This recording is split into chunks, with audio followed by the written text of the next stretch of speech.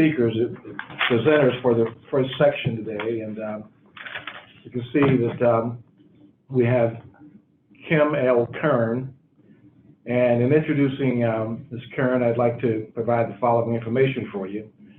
Kim Kirn has mediated over 300 cases in the areas of real estate, personal injury, commercial, education, including special education, contractual, employment, and other civil disputes with the United States Arbitration and Mediation Service and with the American Arbitration Association.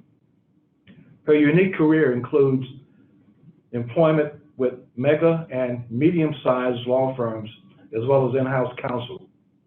She is known for her tireless advocacy for the mediation process, and her relentless pursuit of amicable settlement resolutions has given her the reputation as a premier mediator. She has published numerous legal articles on the use of mediation in settling employment disputes, sexual harassment, workplace privacy, and real estate issues. She has spoken locally and nationally on mediation topics, and she is an educator to university students on ethics and business law. Kim Kirn is licensed before the Missouri and Illinois bars. She is a member of the National Academy of Distinguished Neutrals, a board member and secretary to Association of Attorney Mediators, a distinguished member of the Bar Associations of Metropolitan St. Louis, the Madison County Bar Association, and Women Lawyers Association. She has served as a publicly elected member of the Glen Carbon, Illinois Library and Zoning Boards of Appeals. She is a winner of the Kimmel Leadership Award and an arbitrator and mediator for the Financial Industrial Regulatory Authority. She graduated from the University of Missouri Columbia, cum laude, and she received a law degree from the University of Notre Dame, cum laude, in 1985. I'd like to also take this opportunity to introduce Michael Geigerman.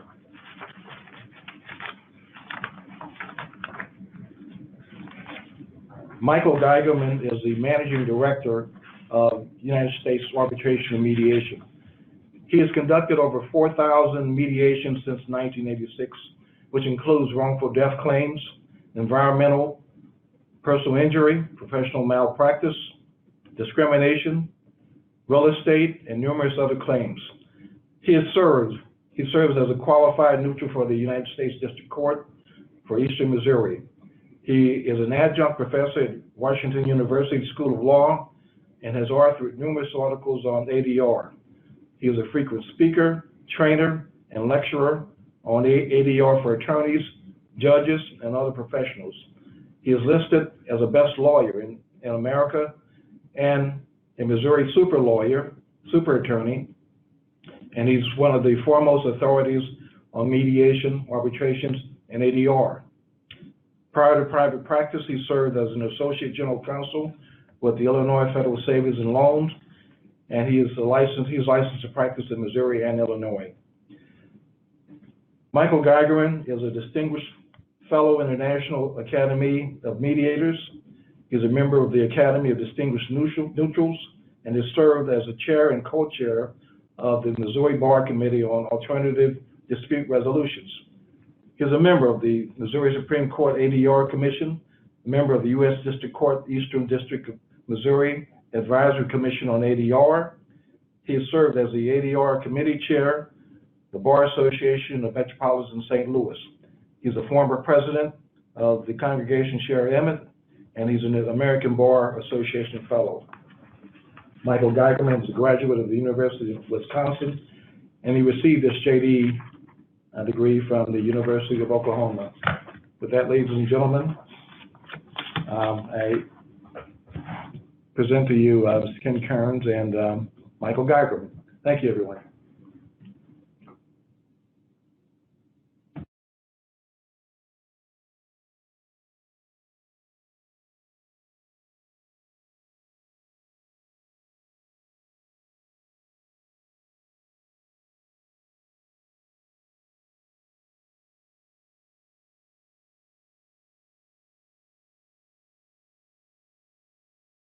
Unmute myself.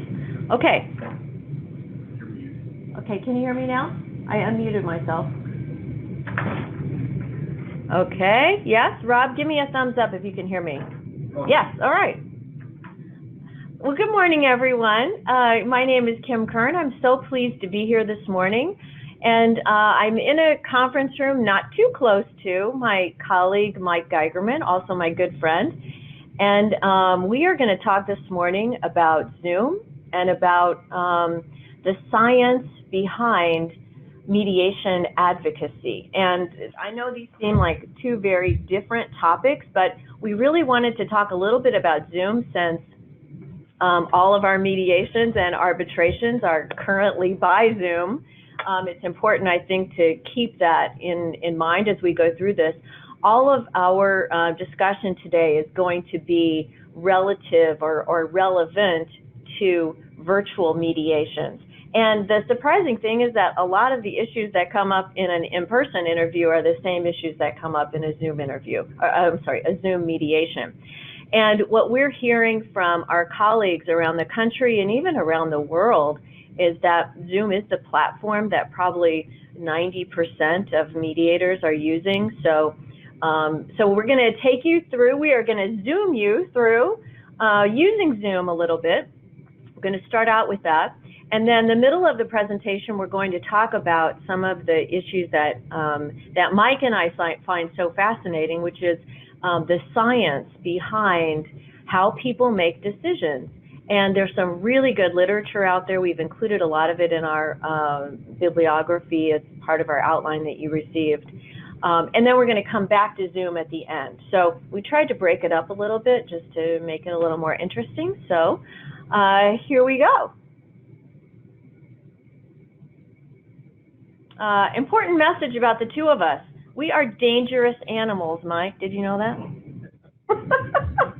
We had to make this a little fun, right? So here we are in the world of the pandemic. And what a tough place we are in right now. So everybody give yourself a break. These are difficult times. My college-age sons have moved back in with me.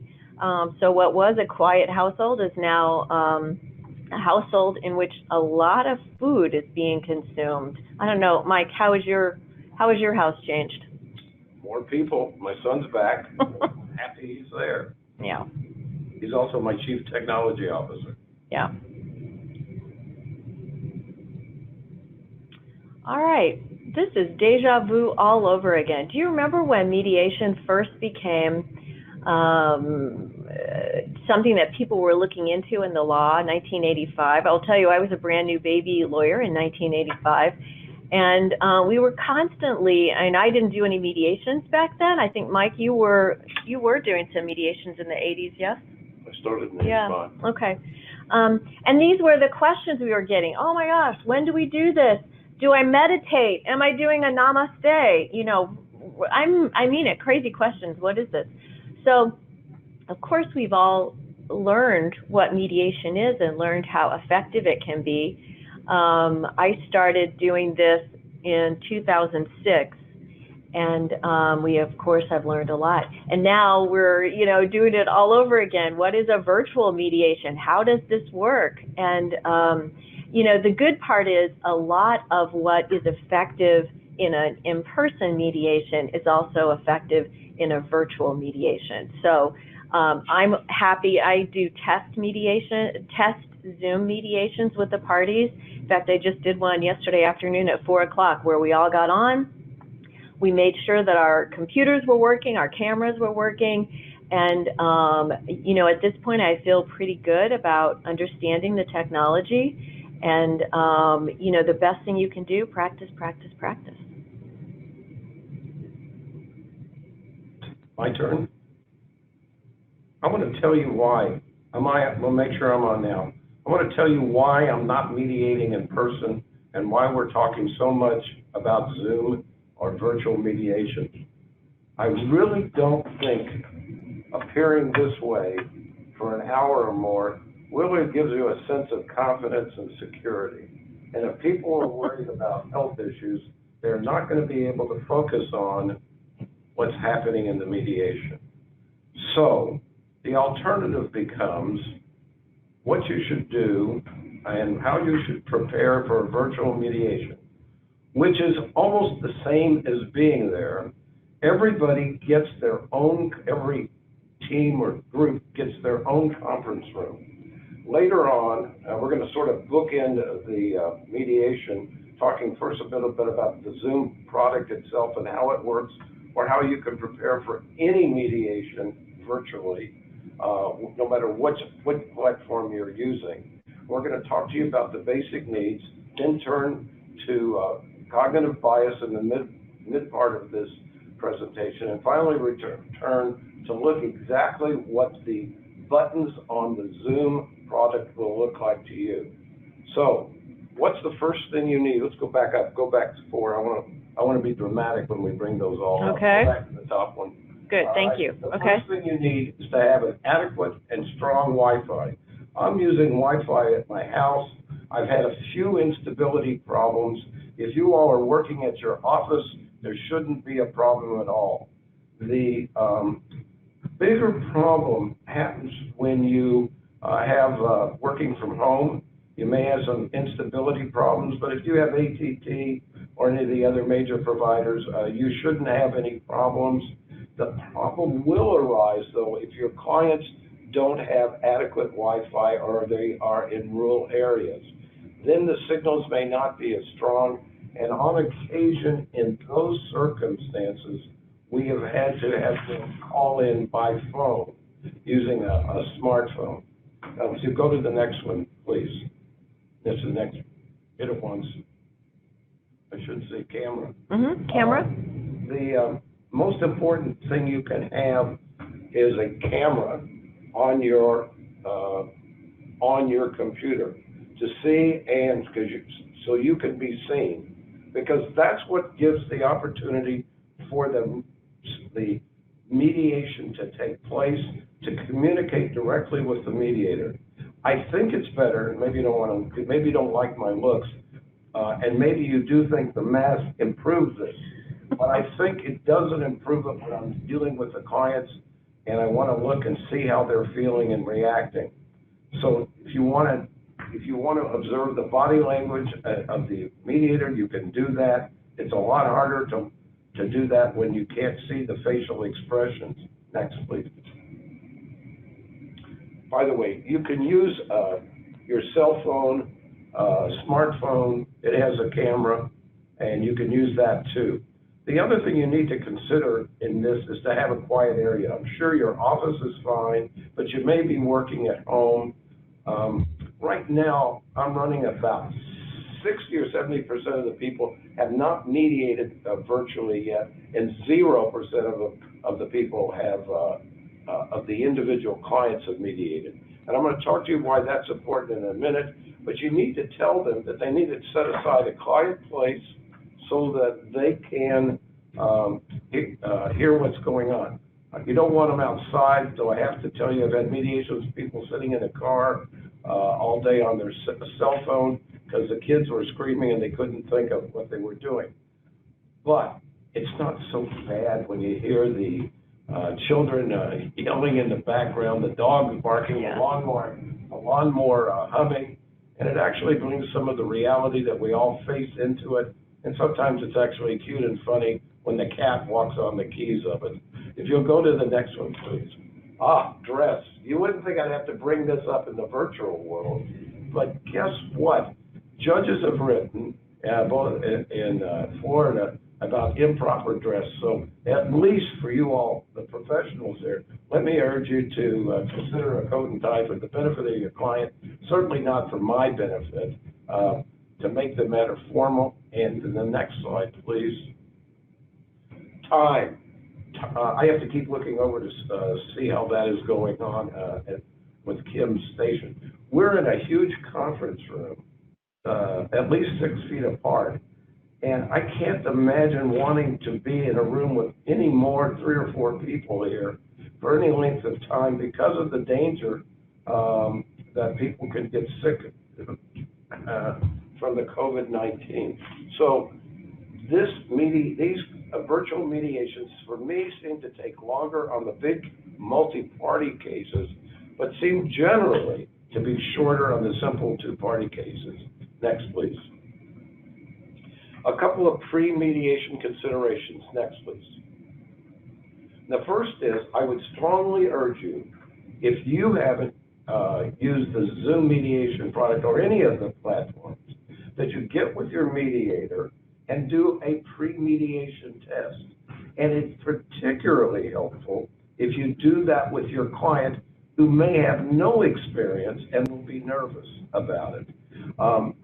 I would say a vast majority of my time is spent in these pre-mediation preparation, and it seems to work because here's what I've got. I'll do it in the evening, a day or two before the mediation itself.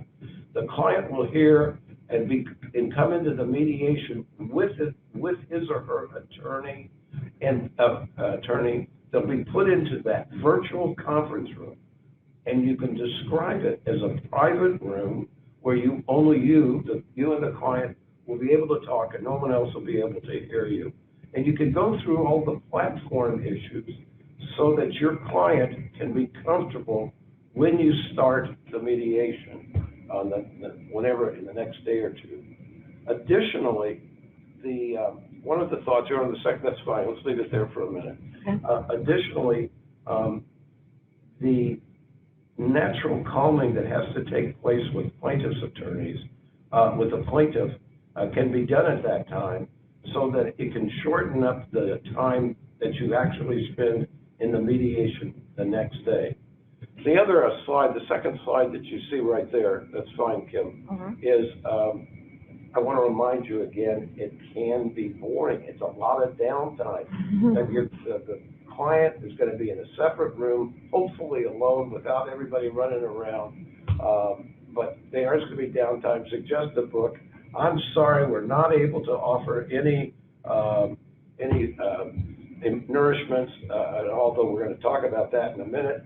So I'm sorry, Snarfs, you're not coming to the virtual mediation. Next, please. On the day of the mediation, a couple of key things. Number one, I want you, the advocate, to be first in line. I don't care whether your client's the insurance representative or the plaintiff. And let me tell you why. The first meeting that client's going to have is going to be with the mediator, and it may be the first time on Zoom. They're going to immediately have to be put into their own virtual conference room. So there's going to be a quick hello, how are you doing, and putting them in the room. It's not the same as having a moment to talk and walk the client down the hall. So if you're there and I say, Ms. Smith, your attorney is already in the room and I'm going to put you in that room right now, you can then do the next slide. You can then explain to the client after I put you in the room what the buttons are all about and what everything is about, and she'll feel comfortable right away because you can confirm that it is a private meeting.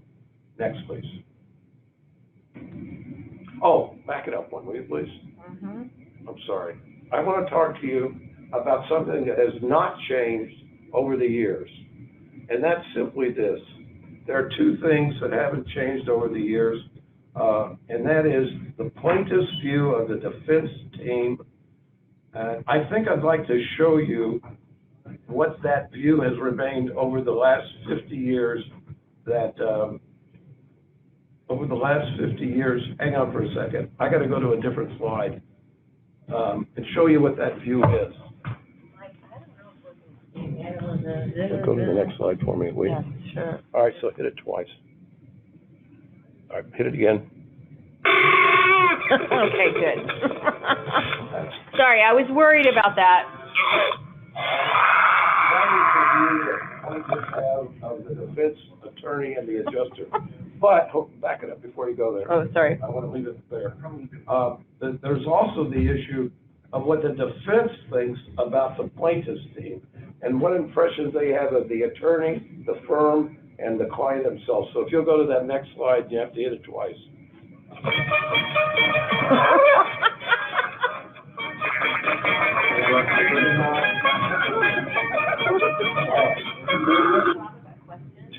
Kim, Kim, you're on.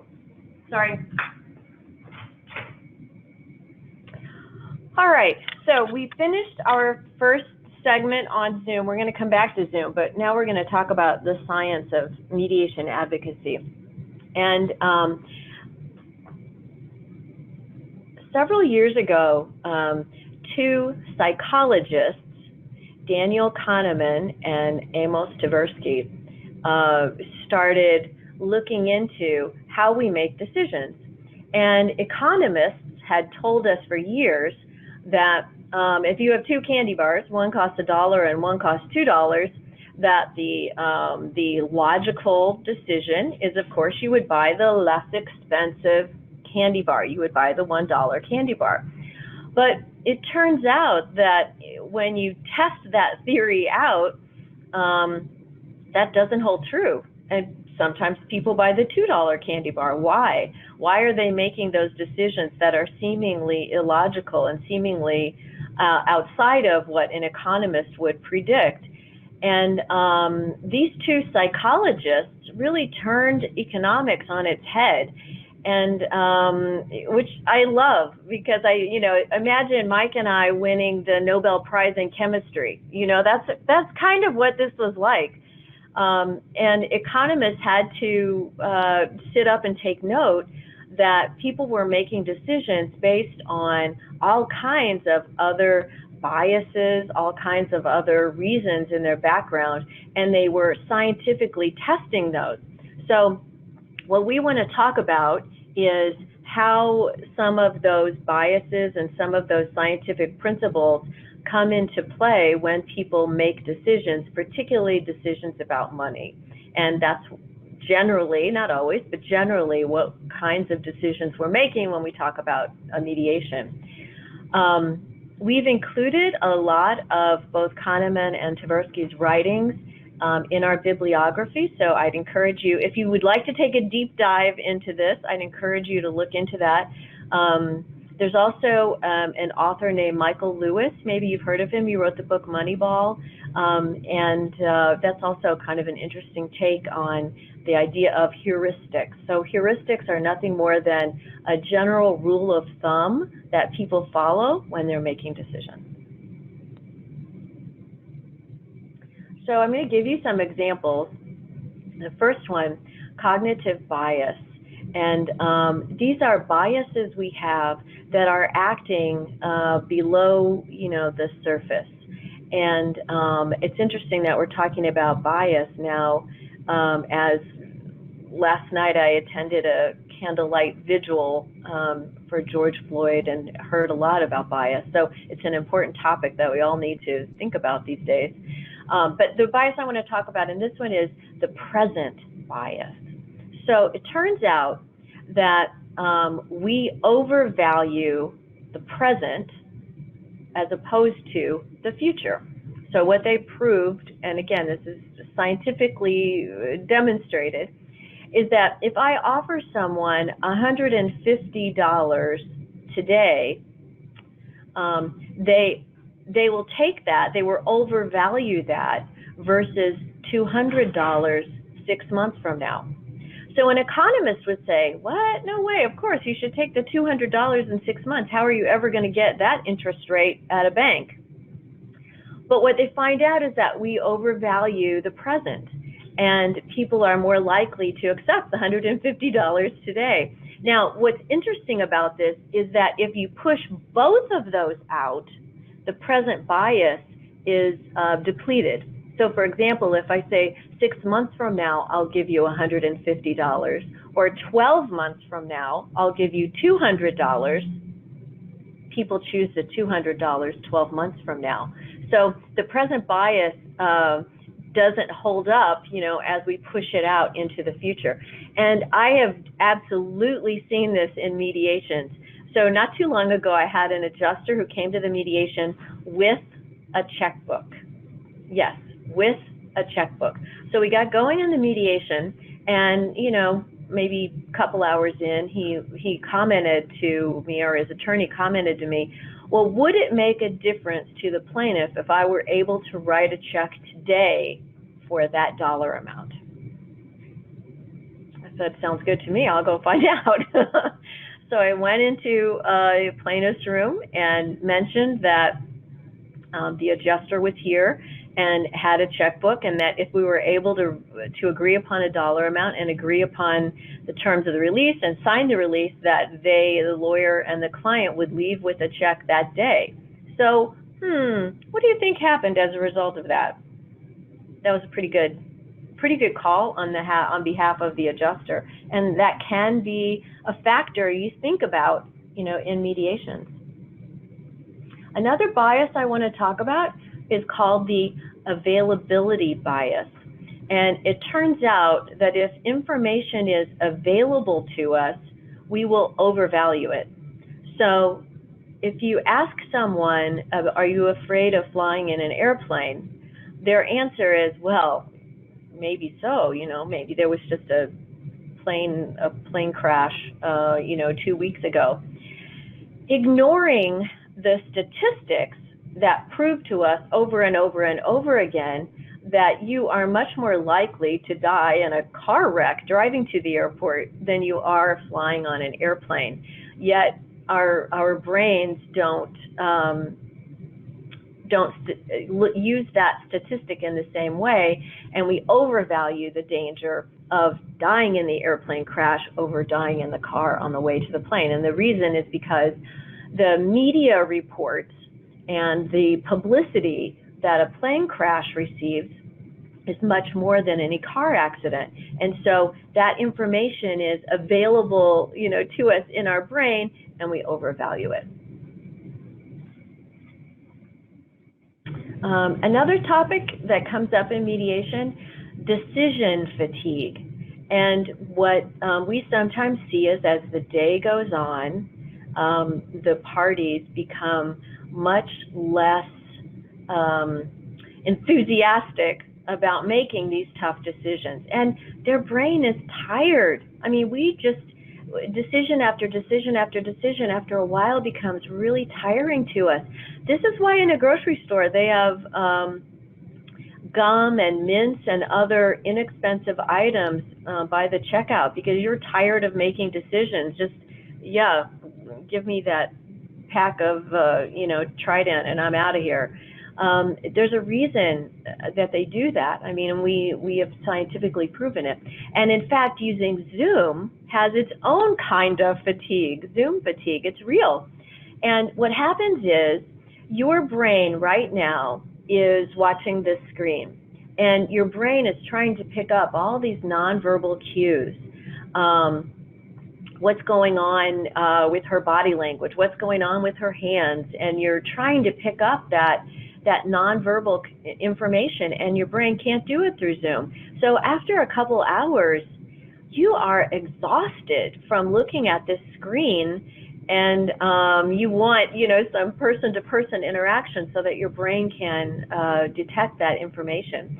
So, I mean, a couple things you can do with respect to decision fatigue and Zoom fatigue. Take some breaks, always important. Morning is best. We're all, what happens is we are fresher in the morning and more able to make good decisions in the morning. Don't second guess yourself. If you make a decision and it turns out to be a bad decision or something that you wish you hadn't made, learn from it and move on. Because if you continue to second guess that decision, you only make the fatigue worse. And where this really happens is in a mediation, if we're in the afternoon and things are getting tough, if you're tired of making decisions, what's the easiest thing to do? Accept the status quo. The status quo is the lawsuit continues. And in mediation, I mean, that's not what we're trying to do. That's not what we're trying to explore, is whether or not we can resolve this. So we want to move the parties away from the status quo. So we want you to be able to make good decisions. That doesn't mean you decide to settle, but we want you to be able to make good decisions. And my favorite part, one of the ways you can recharge your batteries is chocolate. Anything sweet, but my choice is chocolate. So Thank you, Bissingers. I want to talk to you all for a few minutes about various cognitive biases that affect us in negotiation. And I'm actually going to talk pretty rapidly. Kim and I are both teachers, and we both over-prepare and have a lot of stuff to cover.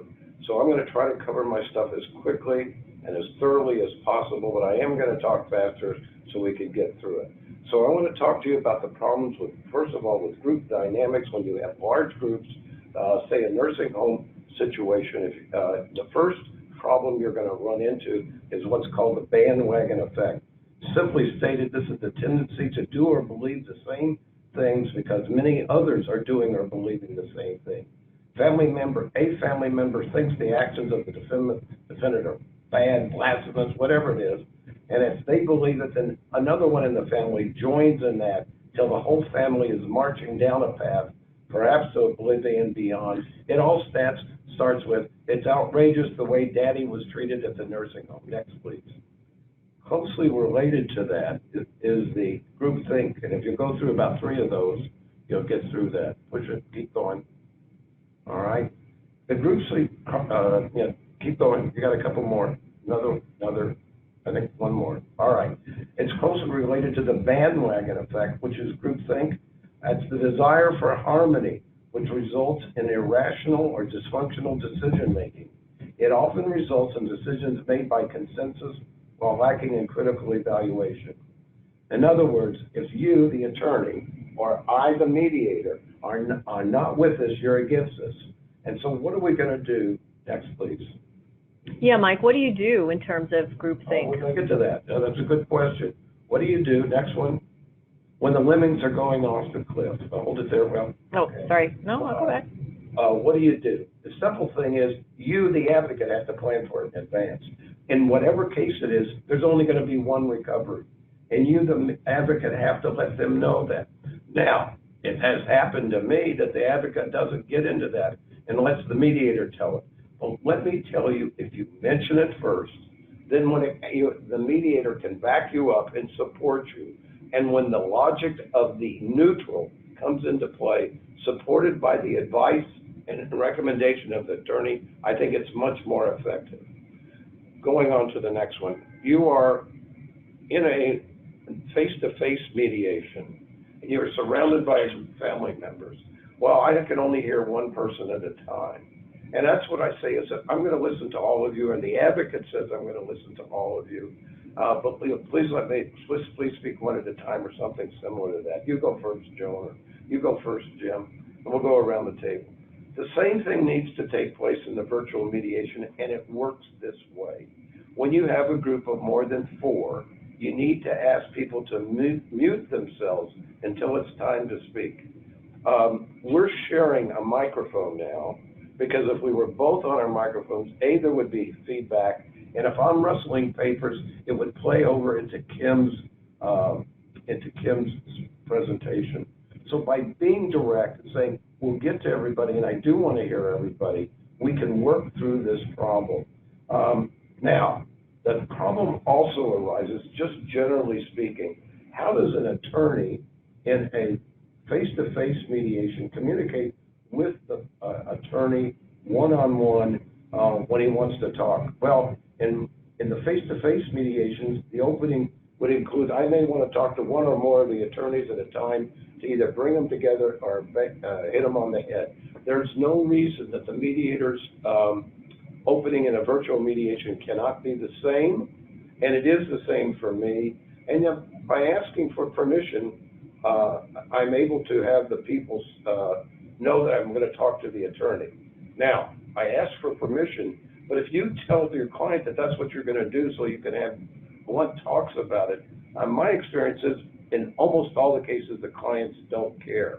In addition, you all have been, in our mediations, you will each been given cell phone numbers for the mediator, and you can reach them by text, email, or simply call them and do it that way. That happens all the time. It works, and that's the way to do it. Now, if we go to the next slide, please. What are we going to do about multiple parties? Well, in the face-to-face mediation, you have no hesitation in walking from your room next door to talk, or a couple of doors down, to talk to the other attorney because you want to find out what's going on, you have an issue with it, you want to deal with it directly. And you do that often. I think part of the status quo bias is when you're in a virtual mediation, people don't want to leave their room or don't think they can leave the room, but they can. And I see it happen infrequently, and they only seem to do it with the mediator suggest it. So let me tell you, I'm suggesting this now. It's okay to contact the other people and go around the mediator. I've been lucky enough when the advocates want to do that, they simply say, we're going to do it. And I'm perfectly pleased with that. Anything to do to get the case settled. So don't be locked into your virtual room right now in the confusion of that room. Go next door. It's very easy, and you can ask the mediator, because your Zoom mediation will have has the ability to put you in another room alone with the other attorney, with or without the mediator. Next, please. Go ahead. All right, we have to deal with the focusing effect for a minute, folks. And that is simply this. Go through all three pictures, okay? The focusing effect is simply this. Parties place too much information on particular aspects of a given event. Whether it's the way the person walked, whether it's how much water was on the floor, and they tend to ignore things that the jury may find important. So what you need to do is ask your mediator to help them do critical thinking and focus on what's important for the jury. And you often do that by testing it in focus groups, and that avoids the problem of focusing on the wrong thing. So you say this is a problem, you the advocate say this is a problem, then ask the mediator to see what he says about the question that you already think is a problem because the story's changed dramatically or there's been significant pre-existing problems. Whatever it is, I think you'll find it better if the mediator is supporting you rather than he's coming in cold. But those are all part of the things that happen. And now I want you to go to next, please. Oh, I want to talk to you, but back up a couple, too important. All my jokes are getting killed here, okay? All right. So, you know, we're mediating virtually, but Rob and I, Rob Litz, and I have been looking for other places to mediate. And so we're going to show you the 4 places we have in mind now. I'll volunteer to go there. All right, yes, go ahead. Go ahead. I hope you, we also are providing different transportation devices. And finally, we have a cozy couch available for everybody. Now, if you'll go to the next one, please. Stop there. Back up. No, sorry. All right. The humor effect.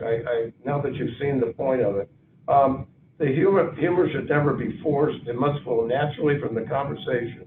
And introducing dreadful subjects as I do could be just a bad idea. But there is a humor effect bias, so I'm not making it up. And that is humorous items are more easily remembered than non-humorous ones, which might be explained because of the distinctiveness of humor, the increased cognitive processing time to understand the humor or the emotion caused by the humor. Go ahead. So now you know, you've seen my mask, and now you know how I come to the mediation. All right? Now I want to talk about physics and mediation. Ever since I had, go ahead, another one. And ever since I had history of science, I've been interested in science, and I find a lot of connections between the cognitive biases and the physics. And so if you'll go to the next one at a time, next one. All right, go ahead. Let's talk about, this is what we're going to talk about inertia. You ever notice how things always start slowly in mediation? Well, it's that friction. And notice, and inertia is by definition a property of matter by which it continues in its existing state of rest, which is non-movement in negotiations, or unless that state is changed by an external force. The mediator comes in, or the court gives you a ruling, or the client has done something outrageous, and so the people stay with the cognitive bias, which is called the status quo bias. And that is a preference for the current state of affairs. And that current baseline, or status quo, is taken as a reference point, and any change from that baseline is perceived as a loss. This one interacts with other biases, including endowment effect and regret avoidance. Please go to the next one. Go ahead. We're going to talk about another physics at work in your mediation. Go ahead. We're going to talk about Newton's third law of motion. For every action, there's an equal and opposite reaction, but I want to tell you there are two competing biases in here. And I've shown the picture of the first one, which is the backfire effect. And that is the reaction to disconfirming evidence by strengthening one's previous beliefs. I'm told by a client, well, you're not pushing hard enough. Tell them again that it's A, B, and C, and that they're not listening. That is our strong point, and you've got to drive it through their thick skulls. It's part of what they think is the confirmation bias. But in psychology and cognitive science, confirmation bias is the tendency, it's also called the confirmatory bias, is a tendency to search for, interpret information in a way that confirms the preconceptions of what a party has. Remember, the mediator's goal has to be to inform and not to make them conform. Chances are, frankly, after you've said it once and maybe twice, they already knew it, and they just have to take a position. So they push back.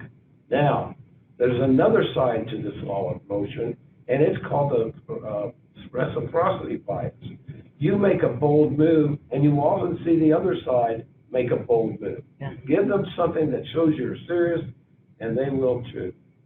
This is called, quite obviously, the reciprocity bias, and describes the social norm in the human culture that highlights the importance of repaying another person who provides a favor, a small gift, or concession of some times.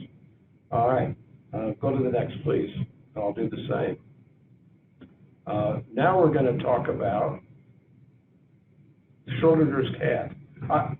What is he talking about now, all right?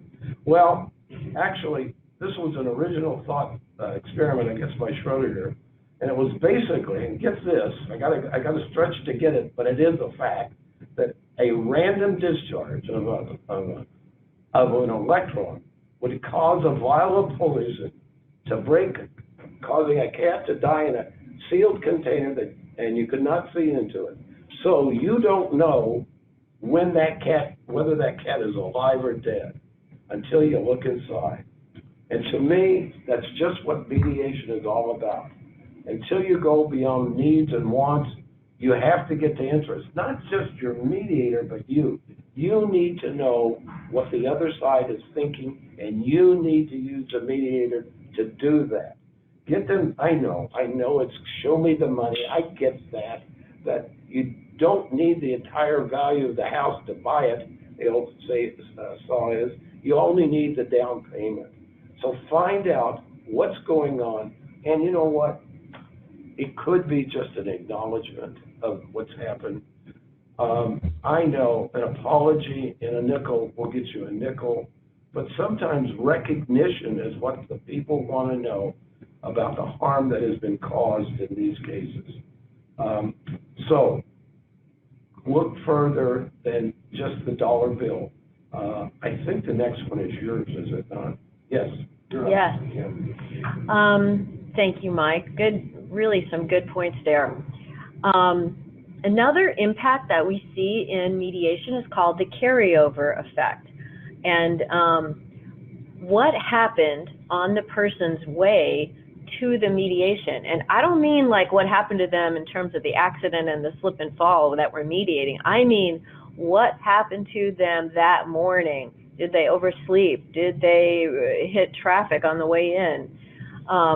And what the scientists have proven is that carryover effect is much stronger than we think it is. So here's an example. you're driving to work and somebody is tailgating you. And then, remember when we used to drive to work? What was that like? But remember back what it was like to drive to work. And then the next guy pulls in front of you. And then another guy pulls in front of you. Well, the third guy who pulls in front of you, you become very angry at, and you yell at him, what are you doing? And you know, road rage explodes. And you're acting as if that third driver had done all of those previous poor driving, made all those poor driving decisions. But that driver didn't. That driver only pulled in front of you once, not 3 times. So the carryover effect, what happened on your way there? And it's important to know. And we can talk about, so what happened, you know, that when we ask you, you know, when you get to the mediation, how are you? How's your morning been? Did you have any trouble parking? There's a reason we're asking for that. It's not just small talk. We actually want to find out what mood you're in. So there is a solution for the carryover effect, which is acknowledge it. Oh, I'm so sorry that you hit traffic on the way here. What can I do? Can I get you some coffee, or, you know, you want to rest a little bit, or, you know, how are you feeling? So acknowledge, wait it out, because carryover effect will dissipate. Another issue I want to talk about that comes up, dismissive positivity. And maybe you've encountered this. You tell someone your woes, and, you know, their answer is, oh, don't worry, no big deal, you'll handle this. And then they move on to telling you about, you know, the TV show they watched last night. Dismissive positivity. And what we have found out is that, I mean, some people in crisis do appreciate that acknowledgement, but a majority found it annoying.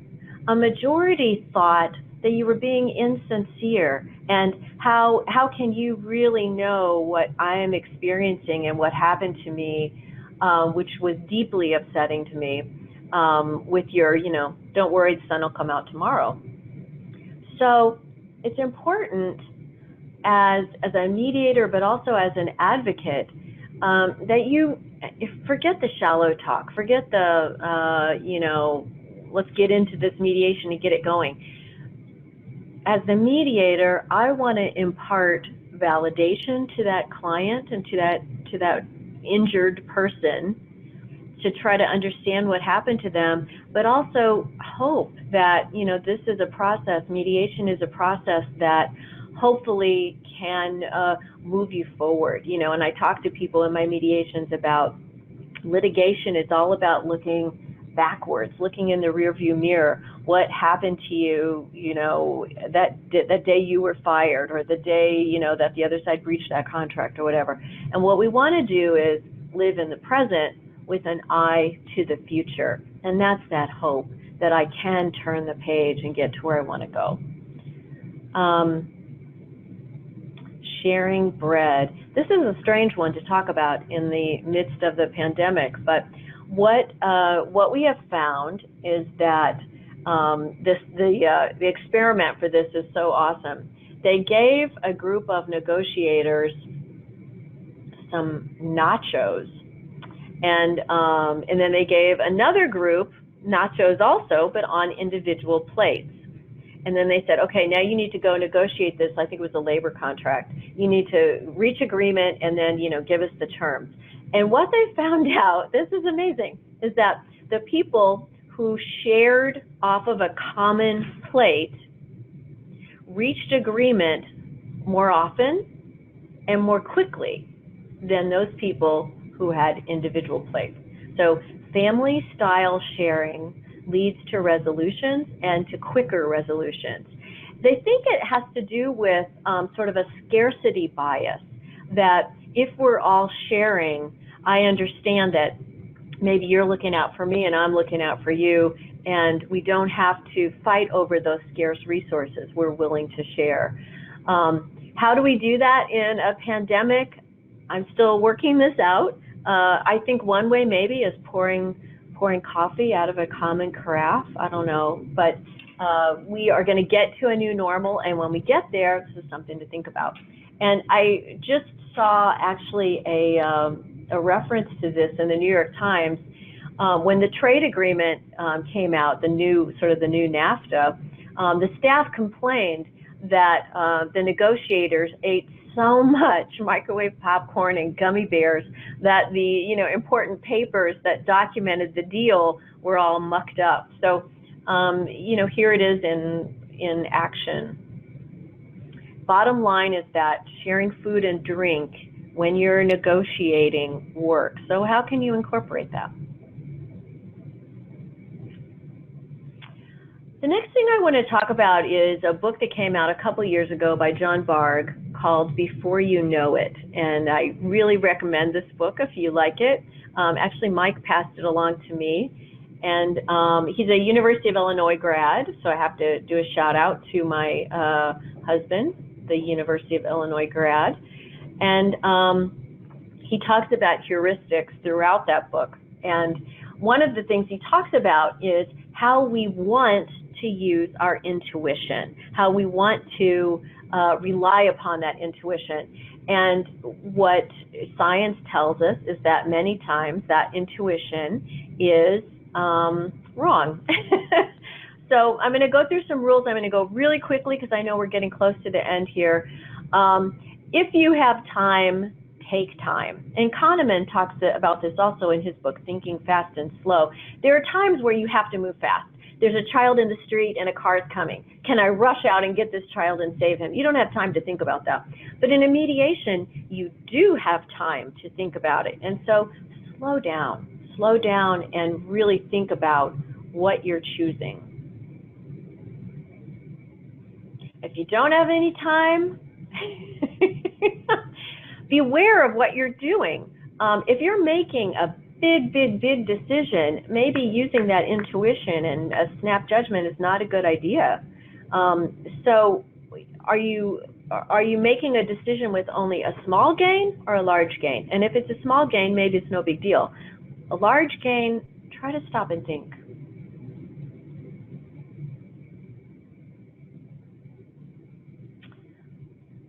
Rule number 3, do you have any reliable data that you can look at? And we find that if you're able to, again, when you slow down that decision, if you're able to get some data, and of course reliable data, that then you can eliminate the possibilities that don't work for you. So let's say we're mediating an employment case and the topic of reemployment comes up. And, one side is, no, absolutely not. We cannot look at reemployment. Okay, then let's take that off the table. We don't need to spend a whole lot of time mediating that or discussing it or letting your intuition make that decision when we can use data and get that off the table. Be careful what you wish for. This is a good one because your goals change, and what they have found with respect to this whole idea of intuition is you have one idea of what you want, what you think you want, and that as time goes on, and of course in a lawsuit time does go on, that what you wanted in the beginning might be very different than what you want at the mediation, and again, very different what you want 6 months from now or a year from now.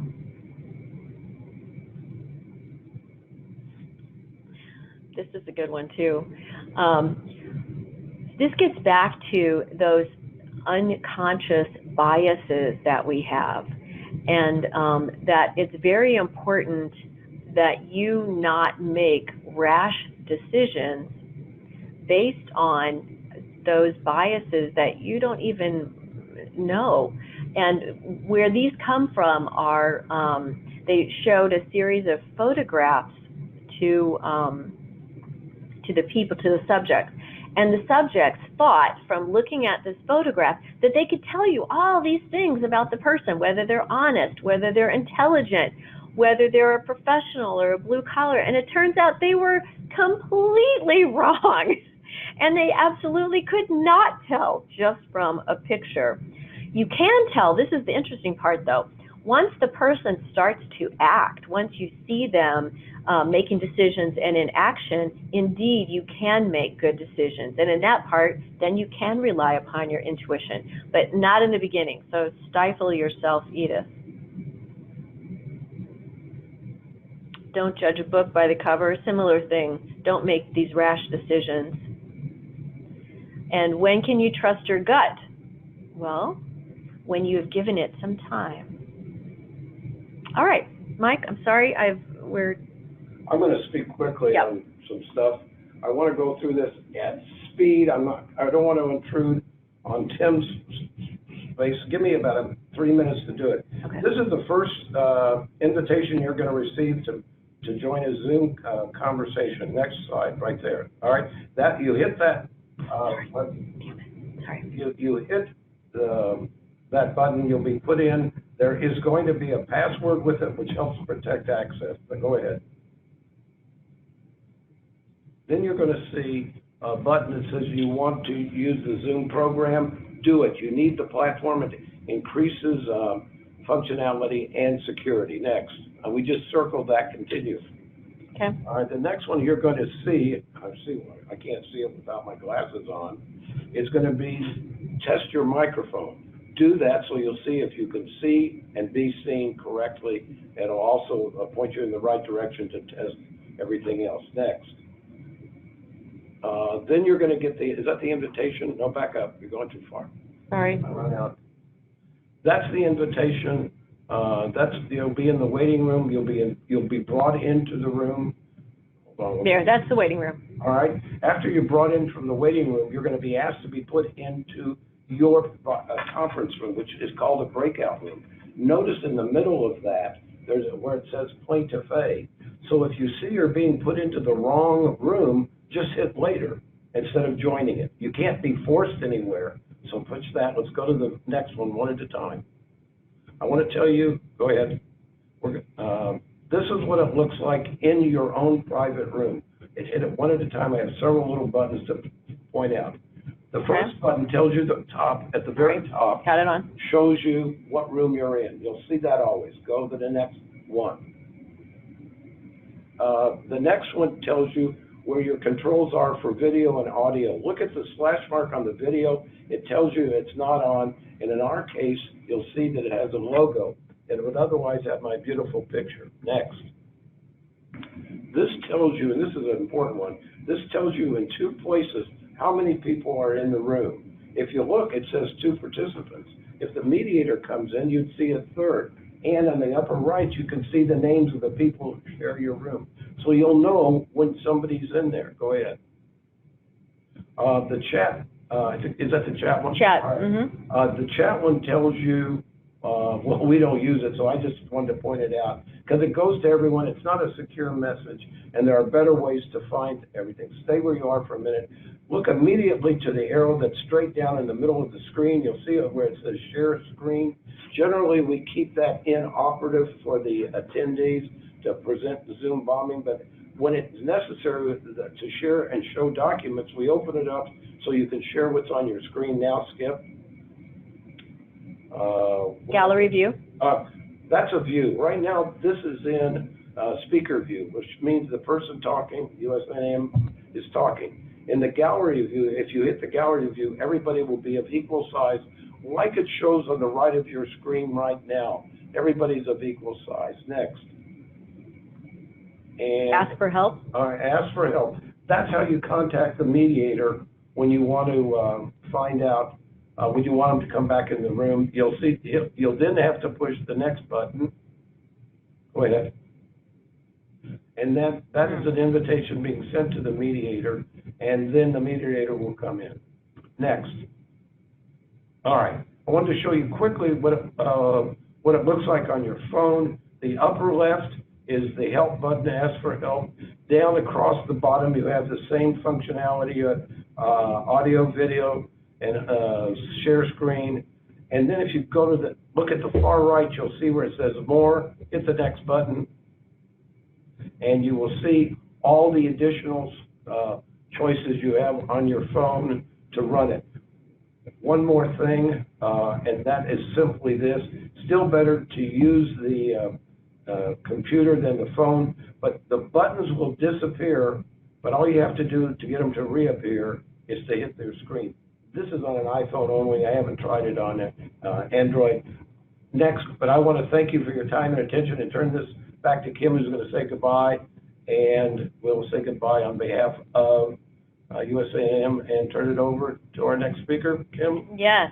Thank you. Thank you, everyone, and hope to see you soon, either virtually or in person.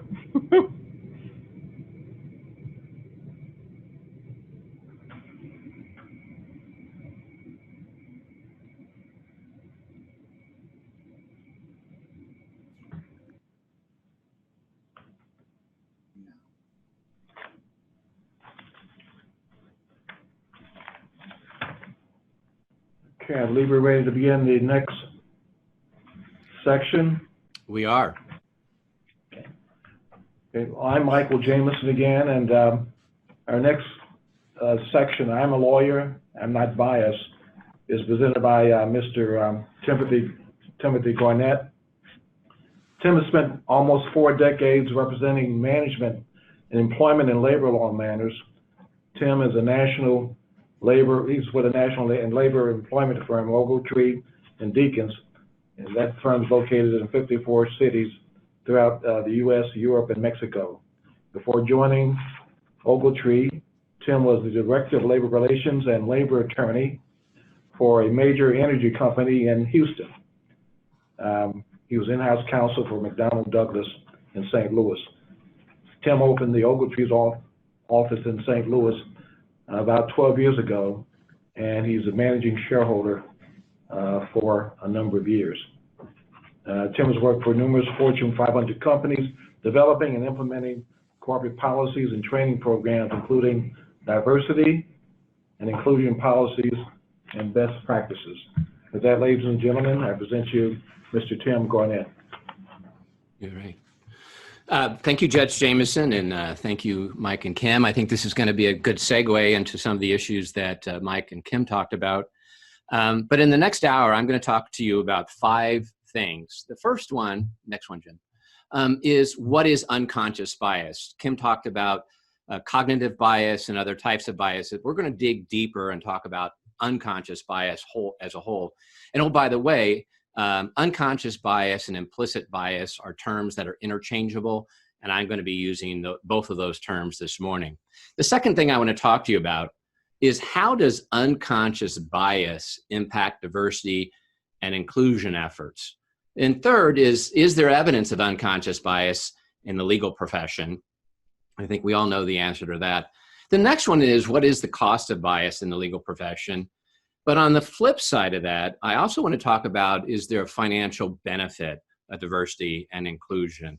And then finally, we're going to talk about how to remedy bias by becoming, number one, aware of our biases and how to interrupt them.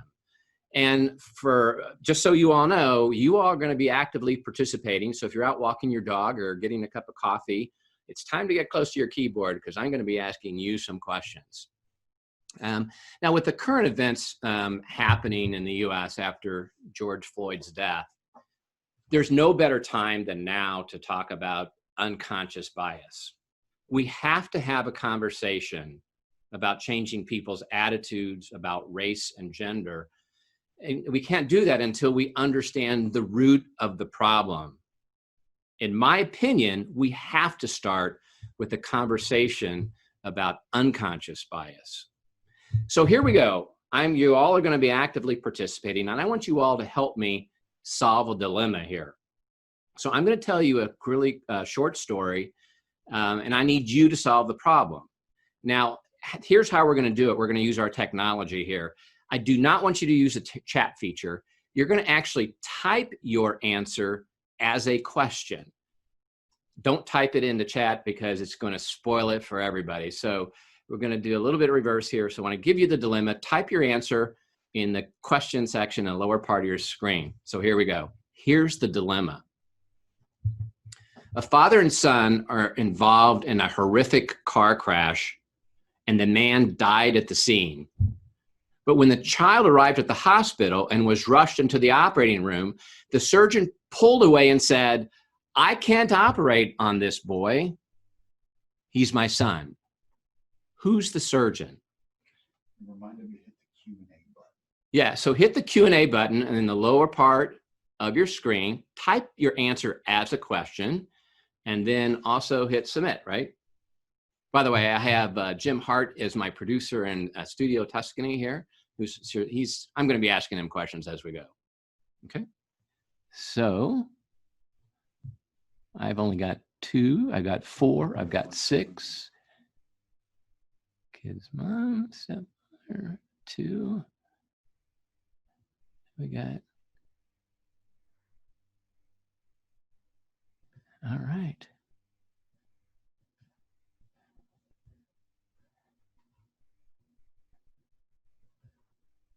All righty. That is enough time for you all. We got some correct answers. We got a lot of I don't knows, and we've got some other relationships. But for those of you who eventually did get it, congratulations. The answer to this dilemma is the surgeon is the boy's mother. Now, if you didn't come up with the answer right away, don't worry, you're not alone. Less than half of those who try to solve the surgeon's dilemma are successful, but that's the point. The purpose of this exercise is to unearth our own biases and show that we all have biases, but they are not necessarily reflected in our behavior. Sometimes they are, however. So what is unconscious bias? Unconscious bias runs contrary to our stated conscious beliefs and attitudes. We can say that we believe in equity, and we truly believe it, but then we unintentionally behave in ways that are biased or discriminatory. And unconscious bias is triggered automatically through a rapid association of people, of groups, of objects that we see, and also our attitudes and stereotypes about them. So even the most well-intended person unwillingly allows unconscious thoughts and feelings to influence apparently objective decisions. So let me give you some examples of things people say that reveals unconscious bias and can be indicators of discriminatory bias. For example, have you heard this one? I'm not racist. I have several black friends. Or, don't all Asians speak the same thing? Or, you don't speak Spanish? Or, your people are all good dancers. And where are you really from? Now, these all are examples of what we call microaggressions that reveal unconscious bias and maybe conscious bias. And we are more likely to act on biases or associations when we believe that we are unbiased. And we tend to rely more heavily on our unconscious associations when we're under pressure, say due to time limitations or personal fatigue or stress, which is what Kim talked about with people on the way to a mediation. But we tend to recall information that confirms to our prior assumptions more easily than information that contradicts those assumptions. And we tend to rely upon ambiguous information to confirm stereotypes, beliefs, and are unaffected by information that stereotypes and beliefs are invalid. All right, here's another polling question for you. This time we're going to use the polling feature, and you're going to see on your screen A, B, C, and D, and all you have to do is click on the radio, click on your answer and hit submit. So here's the question. What percentage of information can our brains process at any one moment? Is it A, 5%, B, 20%, C, 0.000364%, or D, 0.06%? So again, select your answer and then hit the submit button. All right.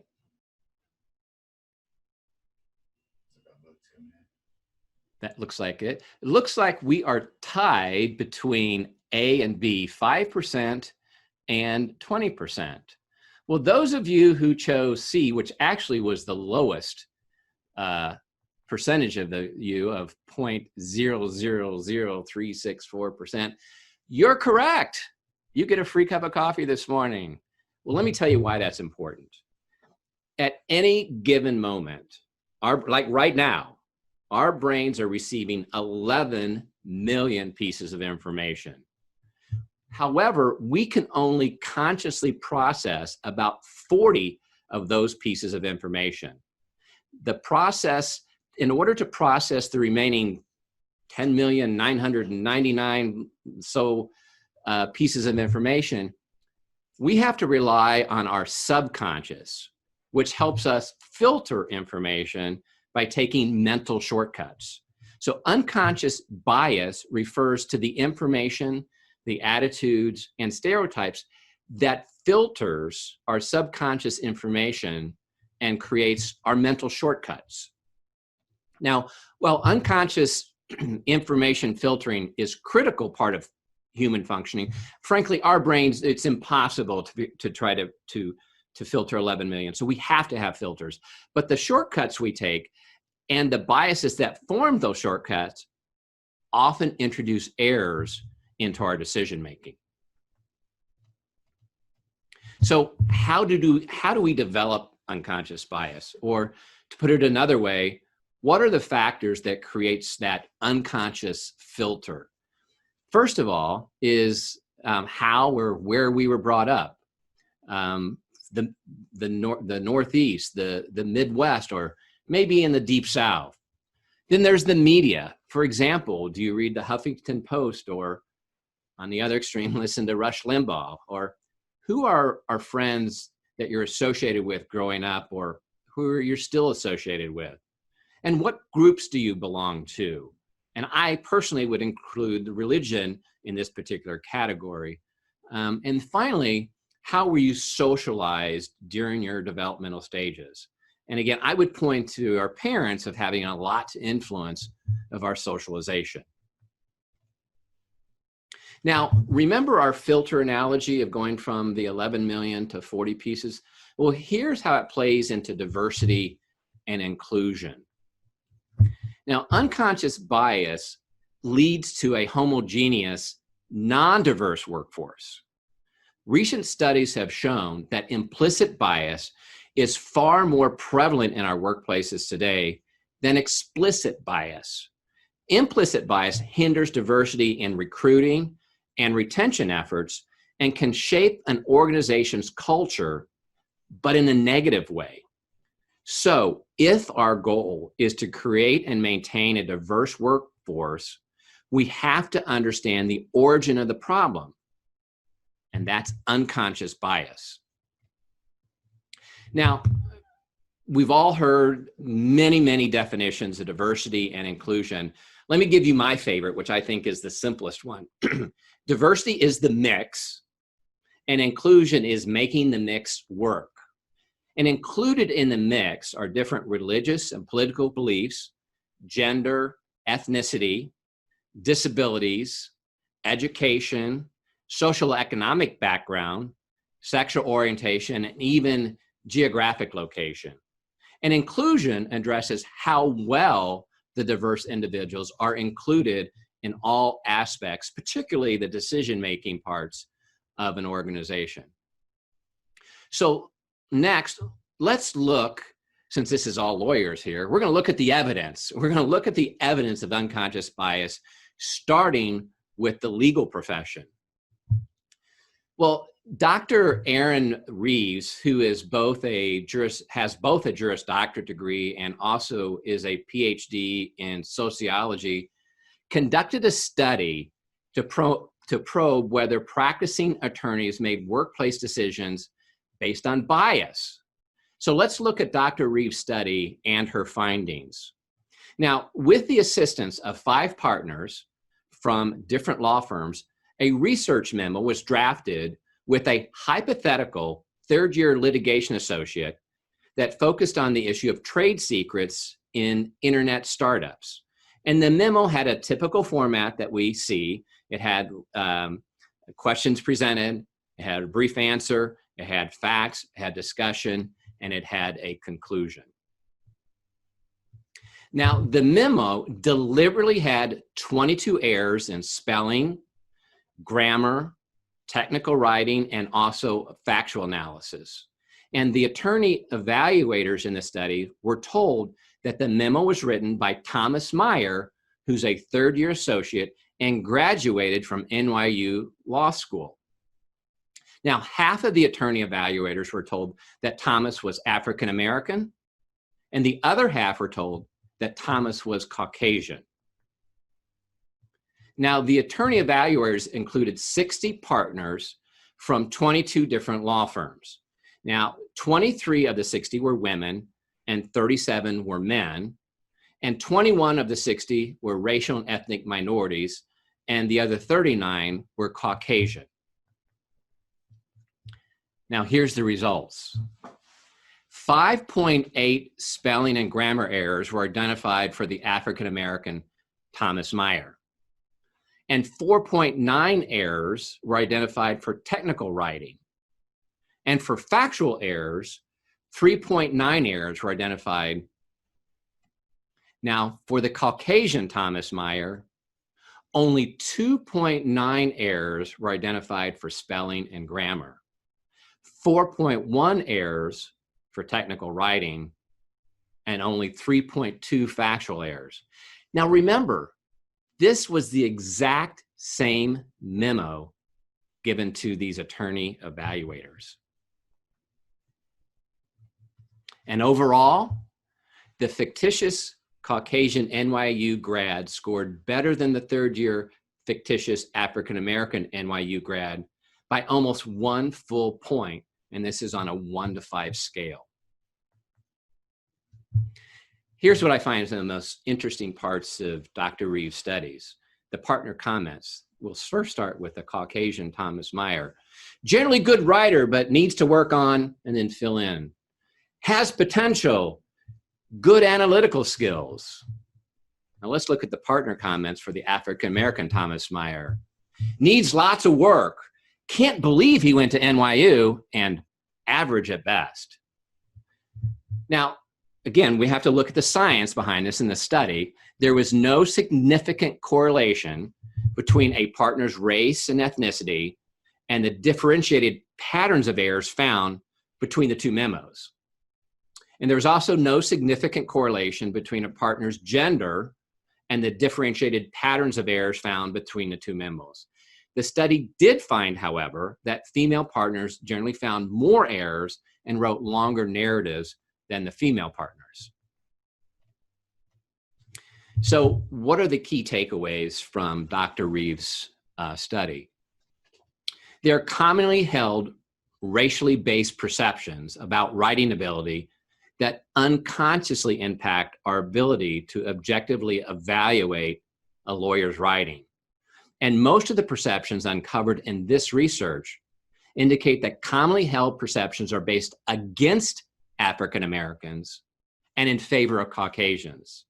And these commonly held perceptions translate into confirmation bias in ways that impact what we see as we evaluate legal writing.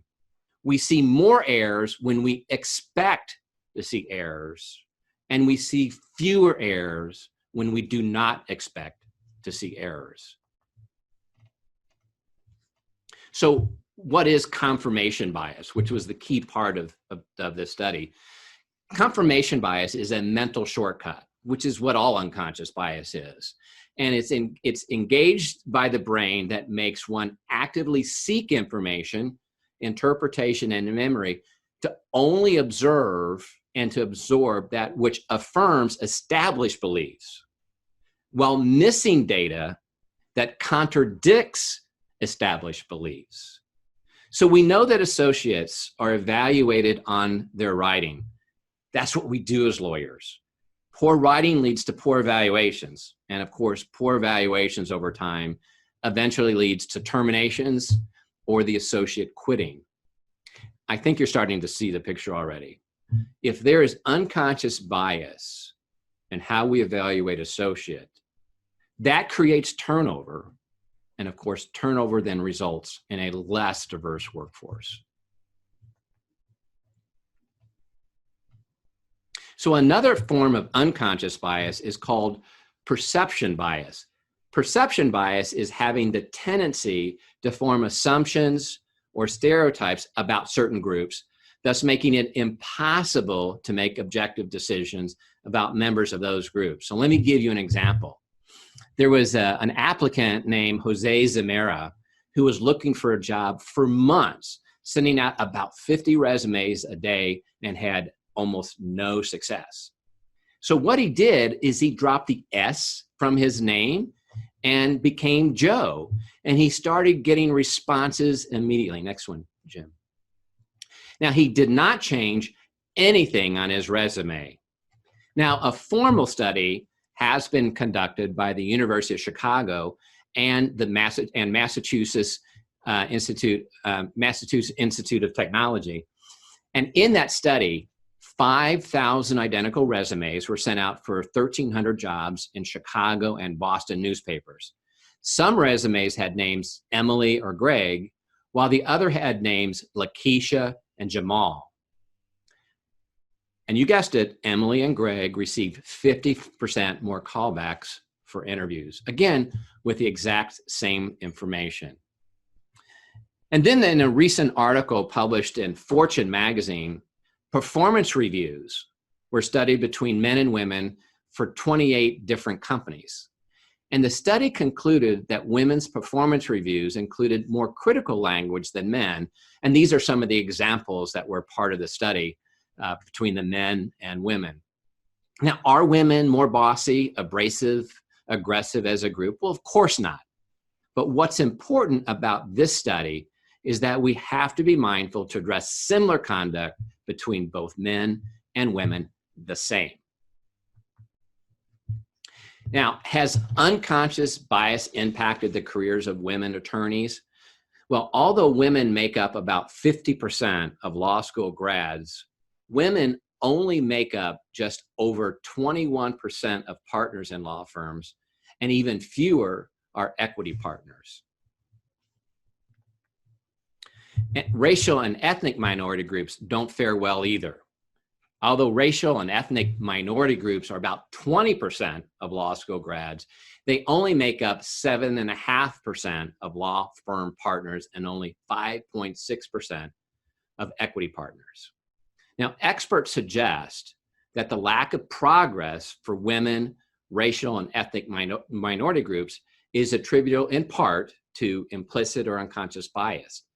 Indeed, organizations that view themselves as promoting and rewarding attorneys based on merit, which we're all familiar with, perceive themselves as unbiased and fair, which actually causes them to succumb more easily to unconscious bias, according to a 2017 study.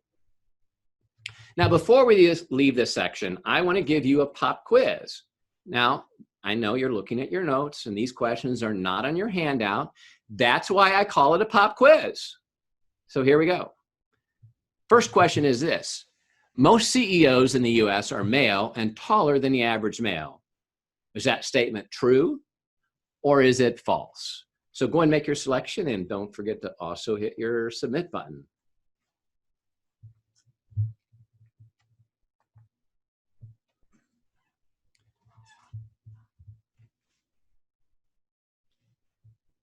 All right, let's close the book. The overwhelming number of you, I would say, Jim, what about 95%? 87%. I was close. 87% of you correctly answered true. Research has shown that job candidates who are more physically attractive have substantially higher odds of being hired. 60% of CEOs in the US are over 6 feet tall, while only 15% of the US population of men are over 6 feet tall. And 30% of CEOs are 6'2" and above, while only 4% of the US population is 6'2" and above. Recruiters will look to fill roles with somebody who shares similar physical attributes to the person who held the role before, or who believe looks like the kind of person who should have the role based on preconceived bias. We're going to talk a little bit more about recruiting in a few minutes. All right, here's another polling question for you.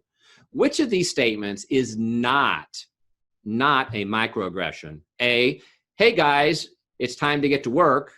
Or B, oh brother, I can't believe what just happened. Or C, y'all, it's time to get to work now. Or D, you'll look like this new kid we just hired, or you'll like this new kid we just hired. Which of those is not a microaggression? Looks like some of you have already responded.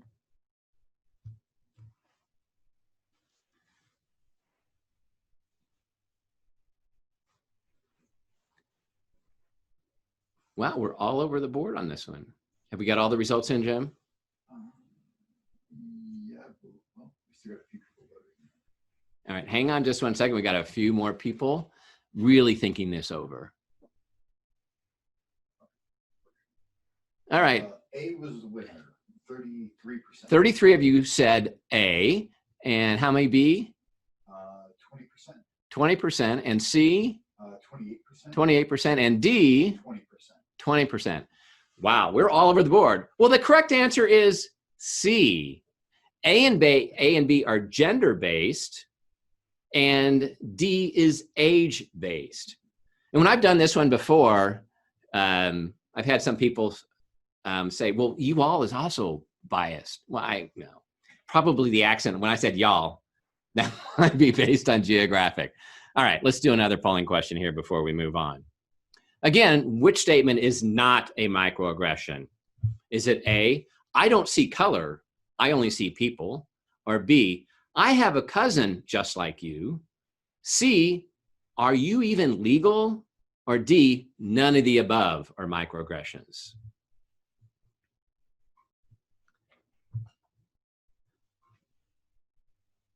We got some really quick answers on this one.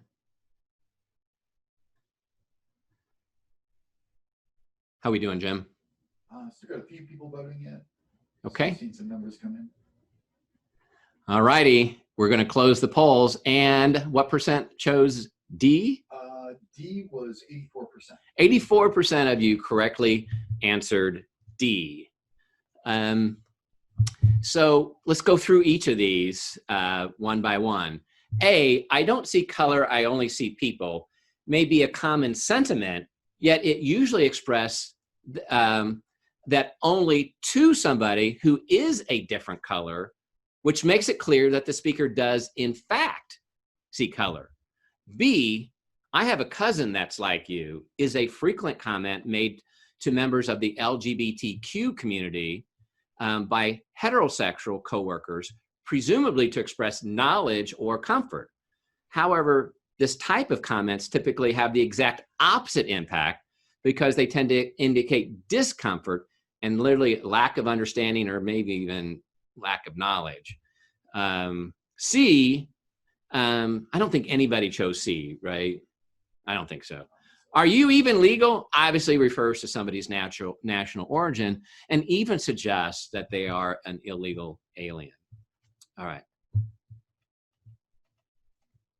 So let's move on to the next section, and that is there a cost of not having a diverse workforce? And does diverse workforce add to the bottom line? The obvious answer is yes to both of these, but let me explain why. Now, implicit bias or unconscious bias not only hampers the recruiting process, it has a direct impact on retention. So even if your recruiting efforts are successful in creating a diverse workforce, it's all for naught if there is bias in making assignments, in performance evaluations, and in compensation, like we saw in the writing the sample. And the cost of attrition is outrageously expensive.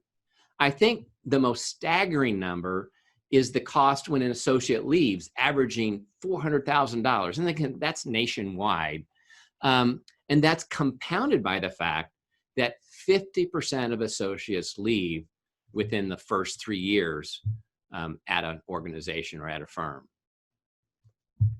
Now, workplace research in this area shows that there is great value in having people with different thoughts, experiences, and perceptions. The phrase commonly used that I've heard described is the diversity of thought.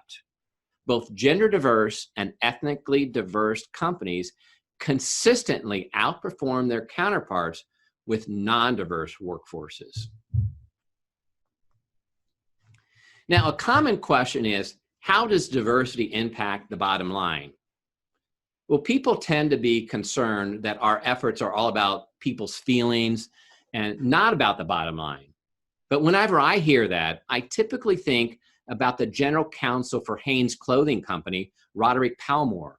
He provided a very powerful anecdote about diversity in the American Bar Association Journal several years ago. Mr. Palmore was asked to give a concrete example of diversity working at Hanes Clothing.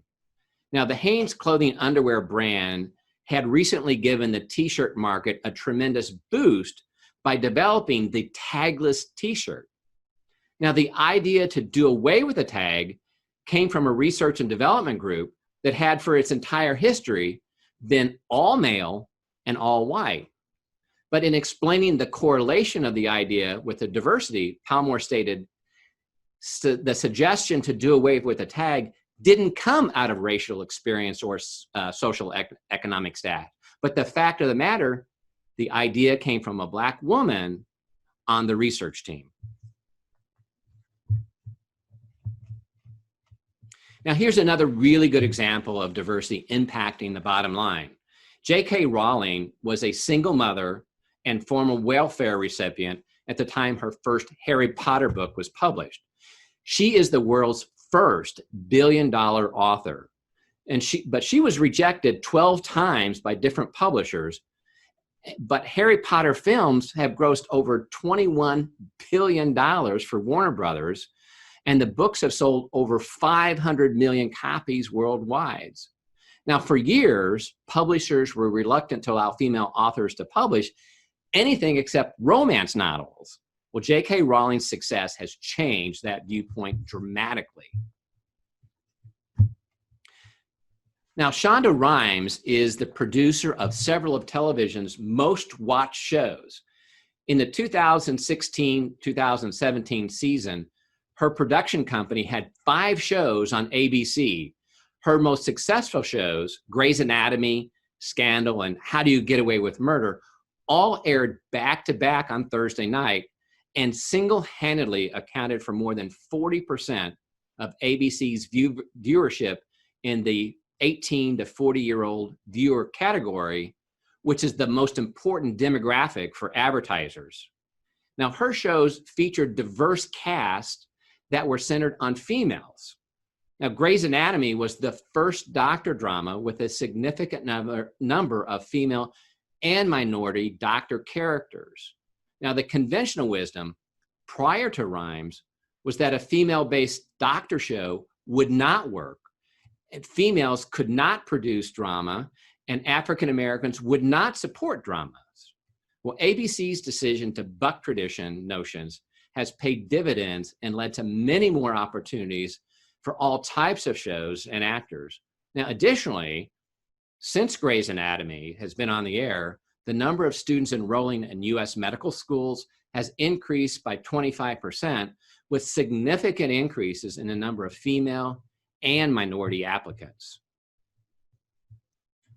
I gotta pick something, but keep going. Okay. Now let's now talk about the remedy, since we are, I just need you to hit it twice, okay? Since we're all lawyers here, we talked about the evidence, and now we're going to talk about the remedy. Is it possible to overcome unconscious bias? Well, the answer is yes, if we become aware of our biases and we learn how to interrupt them. The step one is awareness. We can't, change cannot come unless we are aware of the problem. Now, in a study conducted by a University of Pennsylvania professor during 13 seasons from 1991 through 2004, he found that white referees called fouls at a greater rate against Black players than against white players. There was also corresponding bias in which Black officials called more fouls against white players, although the tendency was not quite as strong. Now, after the study gained national media attention, the statistics were revisited for the next 3 years following the study, and what it showed is that the number of fouls called against Blacks versus white players no longer had a meaningful difference. So the point here is, once we become aware we have our biases and we own them, we do have the power to change our own mind. Now, so is it possible to unveil your biases? Well, the answer is yes, there is. One of the well-known and widely used tests to identify implicit or unconscious bias is the Implicit Bias Association Test, or IAT. The IAT was created in 1998 by a group of researchers from 3 different major universities. And the IAT is widely used as an indirect measure of unconscious attitudes. Now, here's how it works, if you haven't taken it before. Pairs of images and words are flashed on your computer screen. And this one you do have to have a laptop to use. Your response times, whether slow or fast, to flashing words and images is indicative of your level of bias. Now, the IAT measures a person's attitude on an unconscious level, or the immediate and automatic associations that occur even before a person has time to think. Now, according to test results, by the way, what you're seeing on your screen, it's not one test, by the way. There's about 20 or so different tests, like you see on your screen now: sexuality, gender, transgender, race, weapons, Asians. And again, there's a number of different tests. Each one of them, the ones I've taken, are about 15 minutes each. So according to the test results, unconscious attitudes may be totally different or incompatible with conscious values. This means that attitude towards things like race or gender operate on 2 different levels. And again, there's no revelation here for any of us. There's the conscious level, that is attitudes which are our stated values and which are used to direct behavior deliberately. Then there's the unconscious level. That's the immediate automatic associations that tumble out before you even have time to think. Some people have that personality I call ready, fire, aim. So now the IAT has been taken over 17 million times, and here's the historical trends unveiled by the IAT. 75% of the 17 million who've taken the IAT prefer white people over Black. 76% prefer people without a disability, and 76% associate men with careers and women with family. Now, if you've not taken at least one of the IAT tests, I highly encourage you to do so. At the end of this presentation is a resource page, and there's a link to the web page. It's absolutely free. And if you don't remember that, hang on just a second. If you don't remember that, just type in IAT Harvard or IAT implicit bias, and it'll come up as your first hit on Google. Okay. All right. Now, remember the video of 2 Black customers being arrested at Starbucks that went viral? Well, in response, Starbucks closed 8,000 of its US shops one afternoon to conduct racial bias training. While this is a monumental effort by Starbucks, research shows that one-shot diversity trainings aren't enough to change an organization's culture, but it's a good start.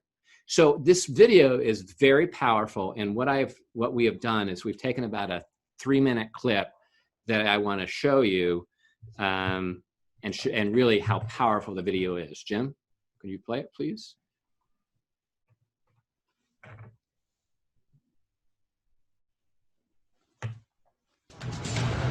To be welcomed as a customer means that not only do I allow you in, but it means that I'm glad you're here. I want to serve you.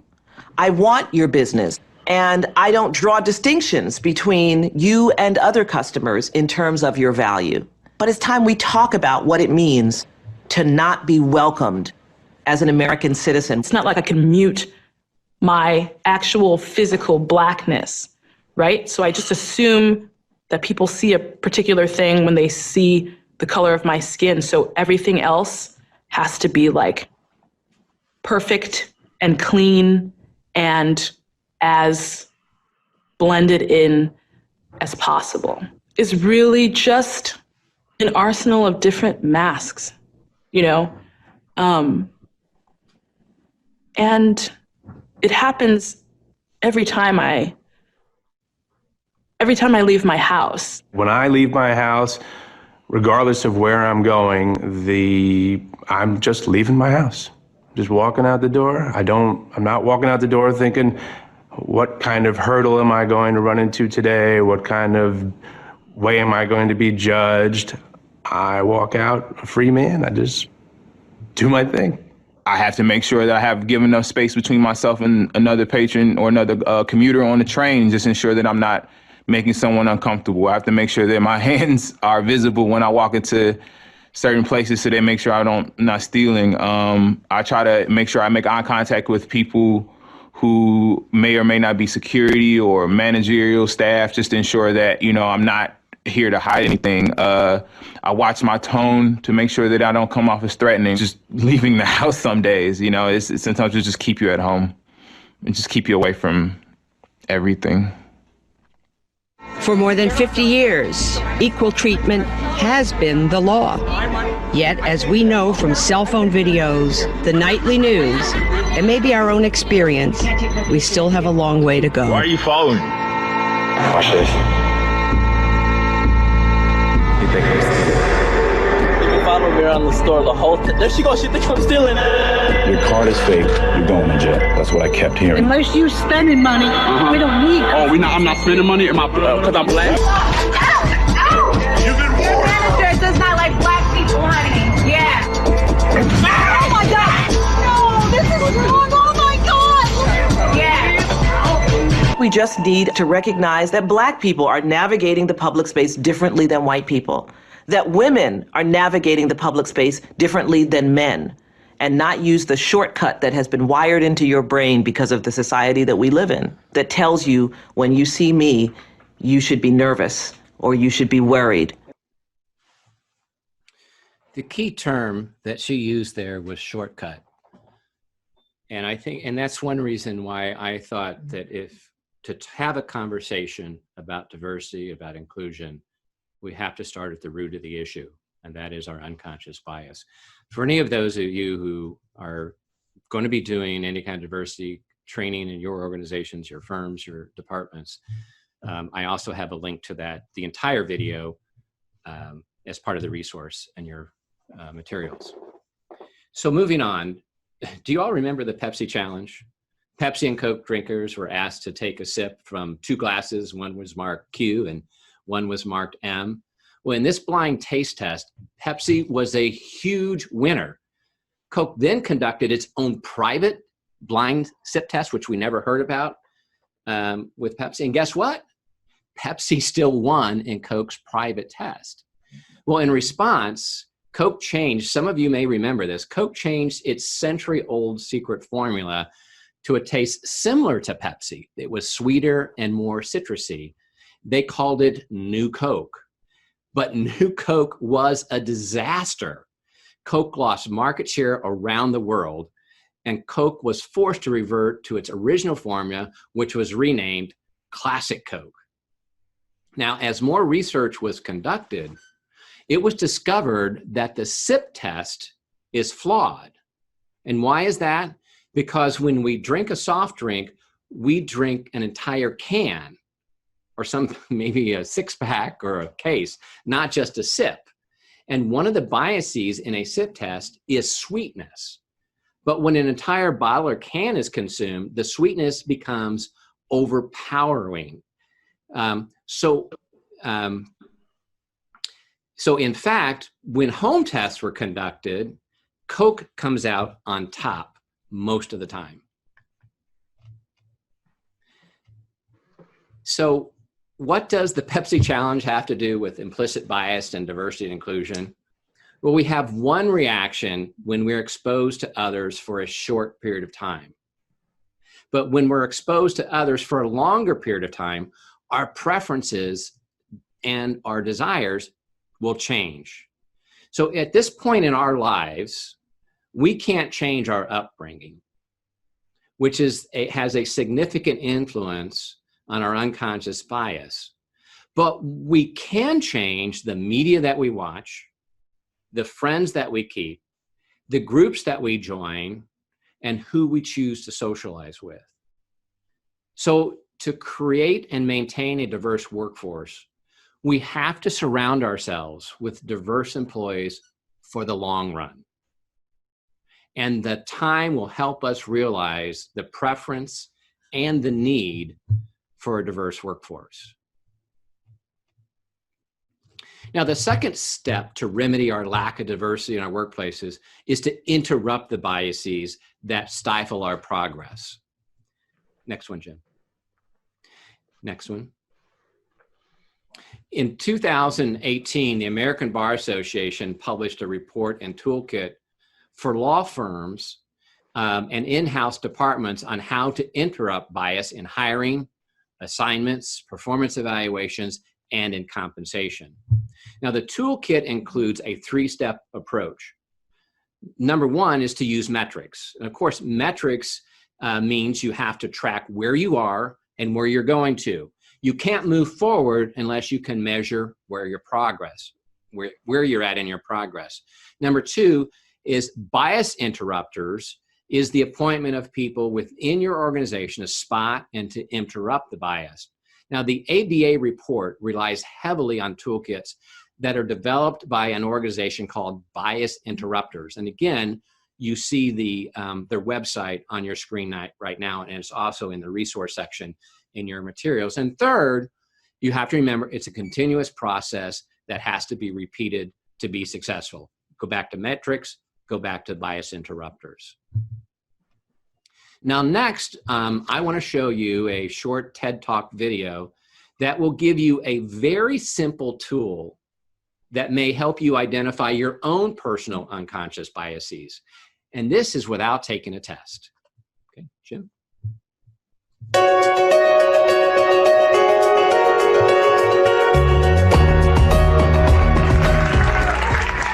Do you know the average time it takes a recruiter to review your resume? 6 seconds. That's it.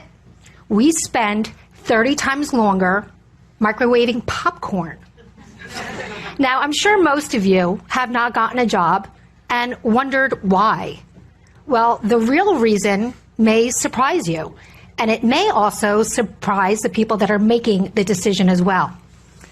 Now, research has suggested that we are actually bombarded with 11 million pieces of information at any given time, but we can only handle 40. So our brain creates shortcuts so we can make decisions quickly without overwhelm. But this creates bias that we're unaware of, known as unconscious bias. Now, I think when most of us think about bias, we think about the typical, right? Race, age, gender. But what about the not so obvious? The kind of things we don't discuss. The kind of thing that maybe will shock you. The kind of thing that'll make the difference between your resume going in the yes or no pile. I'm a recruiter and a career coach. And a couple years ago, I interviewed an amazing candidate, an absolute star. And I thought for sure she would get the job. But it didn't happen. So obviously I asked the hiring manager, why didn't you hire this candidate? And this is what she said. I can't quite put my finger on it. It's just a gut feeling I have. Oh boy, I knew there was trouble. Then she said, did you notice her white pumps? You don't wear white pumps after Labor Day.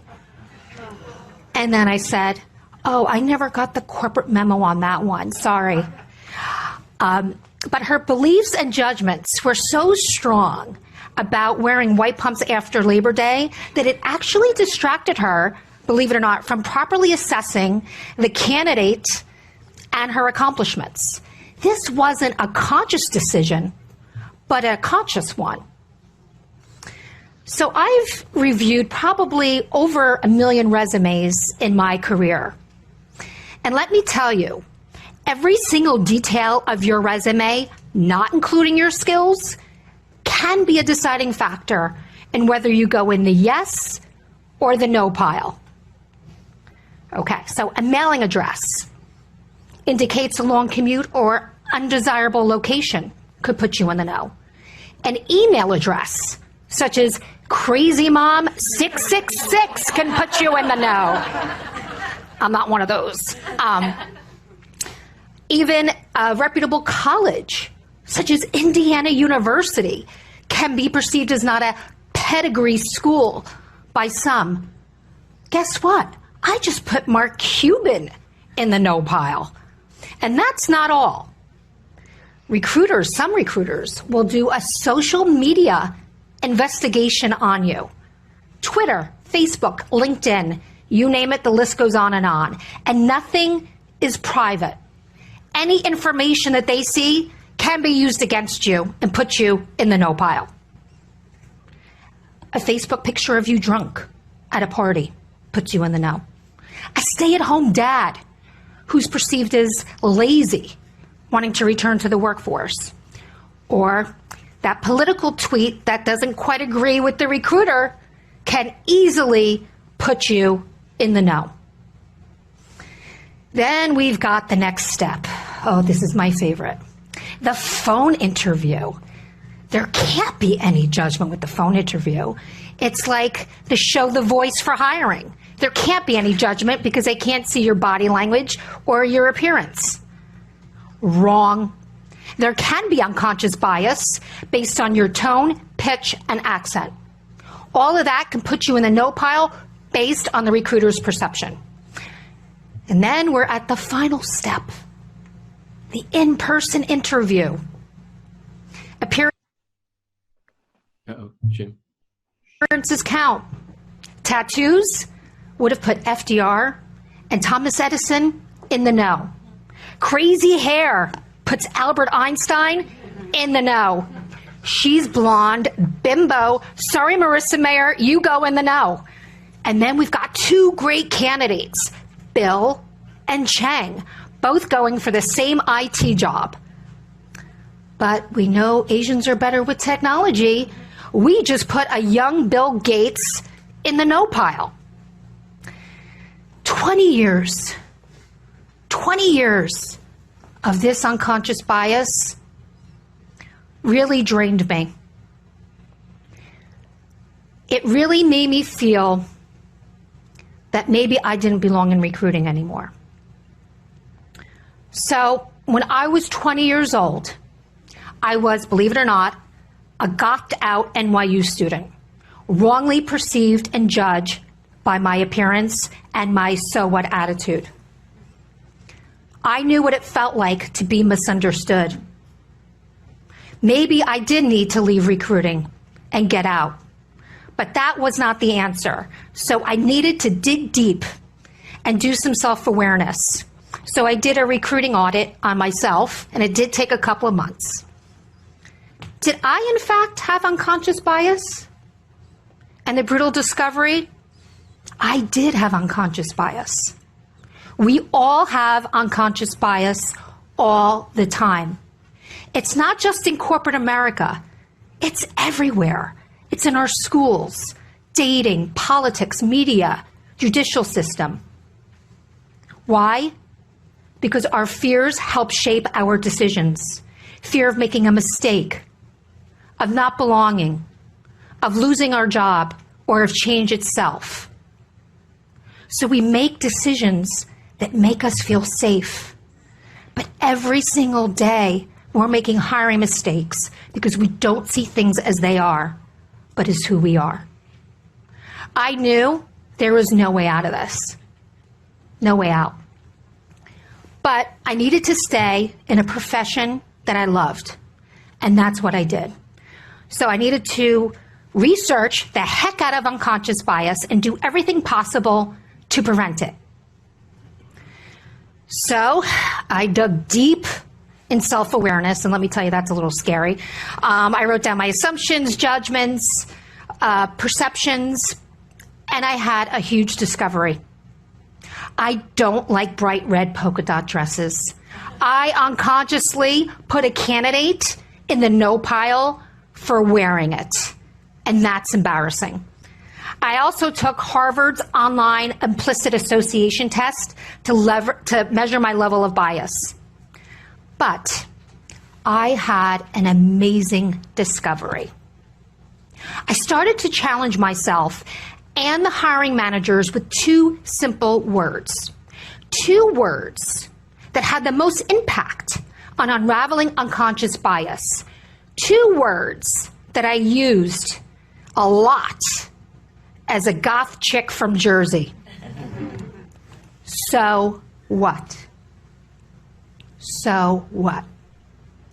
So what if the candidate has an hour commute and is more than willing to do so? Just because the former employee quit doesn't mean the next candidate will. So what if the candidate was drunk at a party? One Facebook picture doesn't mean they're going to be drinking on the job. And so what if they've been out of work for 6 months? There could be a really good reason for it. Asking yourself, so what? It's a pause. It's a self-check. It helps you remove your emotional clutter. It helps you return to the conscious. It also helps you focus on what is important by questioning the facts and judgments that you use to make decisions. Look, it's inevitable. It's inevitable that we will all be wrongly judged and perceived by someone else's unconscious bias. And at times it's worth defending, and in other times it's a big, so what?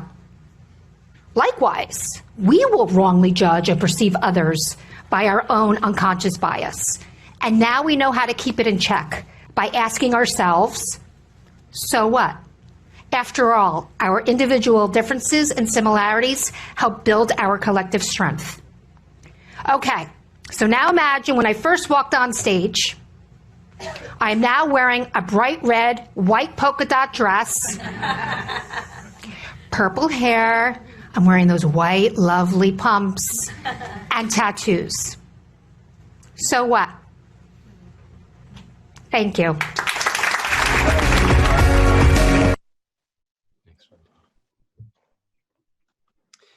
If there's just one thing you take away from today's presentation, I hope you take more than that, quite frankly. I hope it's to remember to use these two simple words to test yourself. Am I letting my unconscious influence my decision-making? Trust me, it really works. I've used it for a number of years now. So let me conclude by saying, as attorneys, we have a unique opportunity and a responsibility to be interrupters of unconscious and conscious bias. As adults, we also have the opportunity to teach our children and grandchildren the meaning of equality and equal justice under the law. Thank you very much for the privilege of your time. And now I'm going to turn it back over to Judge Jamison.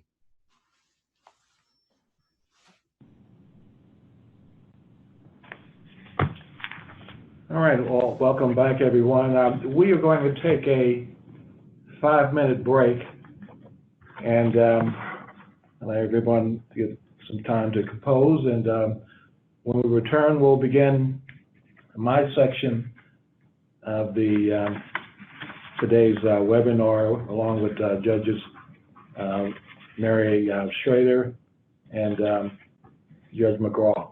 So with that, let's take a 5-minute break, and we shall be right back. Thank you.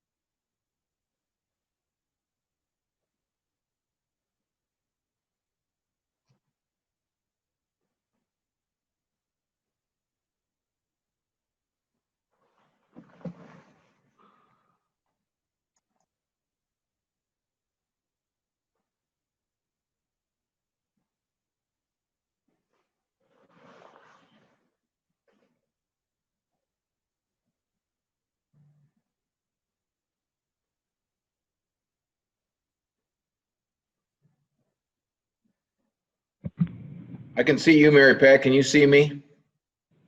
I can, Chris, and it's a scary sight. Oh, how nice of you. I just lost you. I can't hear you.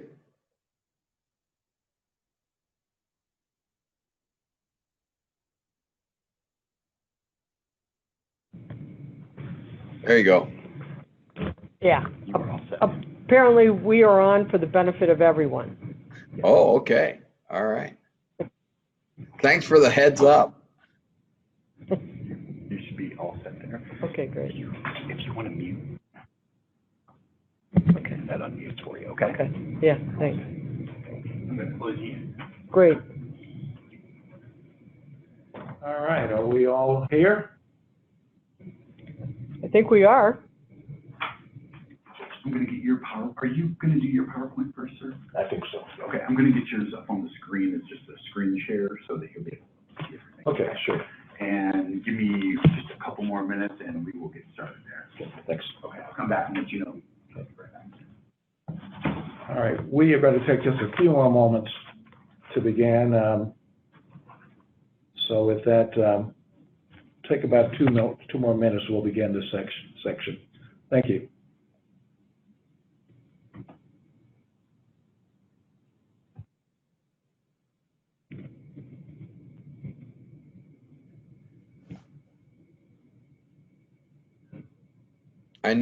Mary Pat, I noticed by doing these remotes that I touch my face way too much.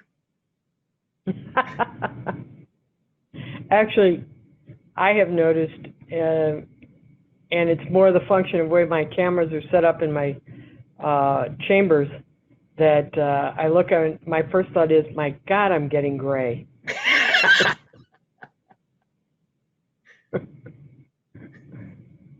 It's an interesting thing doing hearings and seeing yourself a whole lot. I mean, we rarely are in courtrooms with mirrors on, exactly. Or mirrors in front of us. Exactly, yeah. I realize I don't have much of a poker face. I heard a report, this was probably 2 months ago, but as Zoom became more popular, clothing stores were finding that people were buying clothes that only made them look dressed up from the waist up, since that was all that showed. Yeah. So they weren't selling like skirts and pants and other things, but nice tops and jackets so that people look like they were dressed up. Well, Sue had a hearing this morning at home. And she was just wearing a blouse and she had her, gym shorts on, but she was wearing a blouse for her hearing this morning. So if Judge Stovall Reed is watching, I just let you know that Sue was not appropriately dressed from the waist down. Well, I've been giving people the option for settlement conferences that we can either do it by Zoom or by telephone. And I'm having a lot of people choose telephone conferences for the reason they say, well, I don't want to dress up. I'm like, okay, Yeah. All right, everyone, I think we're about ready to begin. Okay. Ladies and gentlemen, this is the roundtable part of the best practices webinar, and this particular section is entitled Professionalism in the COVID-19 Era. Again, I'm Judge Michael Jamison, a retired Judge Michael Jamison, and I have the honor and the pleasure of introducing the other panelists, the Honorable Mary Brunswager Schroeder. She's an Associate Judge, St. Louis County. She was appointed to the bench in 1999. She received a law degree from St. Mary's University, San Antonio, Texas, before being appointed to the bench. She served as a circuit attorney for the city of St. Louis and was in private practice before representing the city. She's a member of the Missouri Bar, BAMSO, St. Louis County Bar, the Lawyers Association, and she is a past president of the Missouri Association of Missouri Associate and Probate Judges. We also have Judge Christopher McGraugh, the circuit judge in the city of St. Louis. He was appointed as an associate 2012, elevated to circuit judge in 2015. Judge McGraugh is a graduate of St. Louis University School of Law. He was an assistant public defender in the Missouri Public Defender's Office, and prior to his appointment, he had been engaged in civil and criminal practice, private practice, as well as in appellate practice. All right, with that, we're ready to begin. Again, this topic is professionalism in the COVID-19 era. And I guess I'll take the lead as the moderator on this. What you see is a slide I presented, and after many years of practice on the bench, and Judge Schroeder and Judge McGraugh, your years of expertise probably gives you some indication of maybe who's approaching, an attorney approaching that might not be totally honest with you. And in this particular COVID-19 era, I think we might encounter that more often than not. So my question to you would be, is this attorney approaching the bench, is there anything that might give away that that person's not going to be honest and candid with you? Judge Schroeder, Judge McGraugh? Well, that's after catching a little bit of the implicit bias of the last segment. I think that that's sort of your question incorporates that very thing that I'm making relative assumptions based on the appearance of that particular attorney, who looks very much like Pinocchio. Very good point. I think the feather in the hat probably is some giveaway, but I think you make a good point that we also have to be prepared to do away with our implicit biases that we might have. I would, if only it were that easy, like you said, with the implicit bias, you know that Pinocchio, when he lied, his nose would get bigger. And, you know, if it were that easy that everybody who came in, do we see their nose get bigger when we know they're lying? One of the things that I have found over time is that you start to know lawyers that when they come in, based on prior experiences with them, or, and this is important, prior experiences with other judges. Don't discount the fact that judges eat lunch together, that we talk, that experiences that happen in a courtroom that one judge may think was inappropriate or over the top, that's going to become known to all of the other judges. So when Pinocchio shows up and your immediate reaction is, as like all human beings, oh yeah, I remember such and such happened, or so-and-so told me that such and such happened. Now we're going to have, as we say, an idea of, do I believe everything this lawyer's telling me? Also, don't discount the fact that the way you treat clerks, the way you treat court personnel isn't reported back to the judge. I will tell you, one of the things in years of practice that my father always told me is be nice to the clerks, because although the judge thinks they control the courtroom, the clerks probably do. So you make a reputation well before you may even be in front of the judge that you're going to be in front of. That reputation may have come, and usually from the clerk or from the other judges in the courthouse, about how to, I guess the best way is when that person's in front of you, do I feel comfortable that what they're telling me is true? That's a harsh way to say it, but it is, that plays a big part in what we do. We are judging your credibility, and it's not just your credibility of what's happening right then, it's your credibility that you've built up with other judges and me, as if you've been in front of me before. Yeah, I would echo, it's been my experience, I practiced law for, about 25 years before I was on the bench, and my experience on the bench, I've not had issue with credibility and attorneys, or maybe in rare circumstances I have, mainly because I think what Judge Schroeder has said is that, something so, so blatant as a not being candid with the court or with your counsel comes back to harm you not only in the instant case, but in your reputation and your practice down the line. And because of that, I think because of our bar, and I think we have a very collegial bar, that I really I think that's a rare circumstance where I have an attorney that misrepresents facts or law to the court. That's sort of my experience. But when it happens, Judge Schroeder's right. It not only is a function of what happens in that particular case, but it's a function of what I'm going to tell other judges and how that attorney will be treated down the line. I would agree.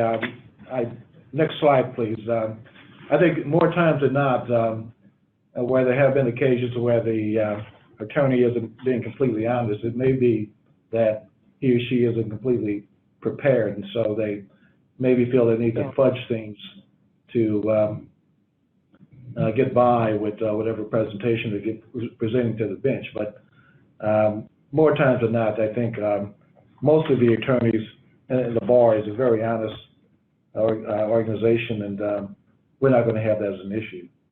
So this next slide I prepared, again, telling a lie versus an out-and-out lie, I think sort of goes hand in hand with the last one. I don't think we have a real issue with this, but when it does come about, just please know that probably one of the worst things you can do as an attorney is to say something that's untrue to the bench. It's you're going to get a reputation that you're not going to want to have. Since we're also dealing with the topic of ethics, if you'll go to the next slide, please. This one, as you can see, deals with someone who has some document or perhaps some agreement that the superior says rendered by legal, but spread by ethics. It cannot be lost that ethics is a big part of everything that attorneys do. And so if there is a question about something being ethical or not, don't let it be lost on you that it's just as important as anything else that we do. So I thought this might be worthwhile showing. And likewise, the next slide, please.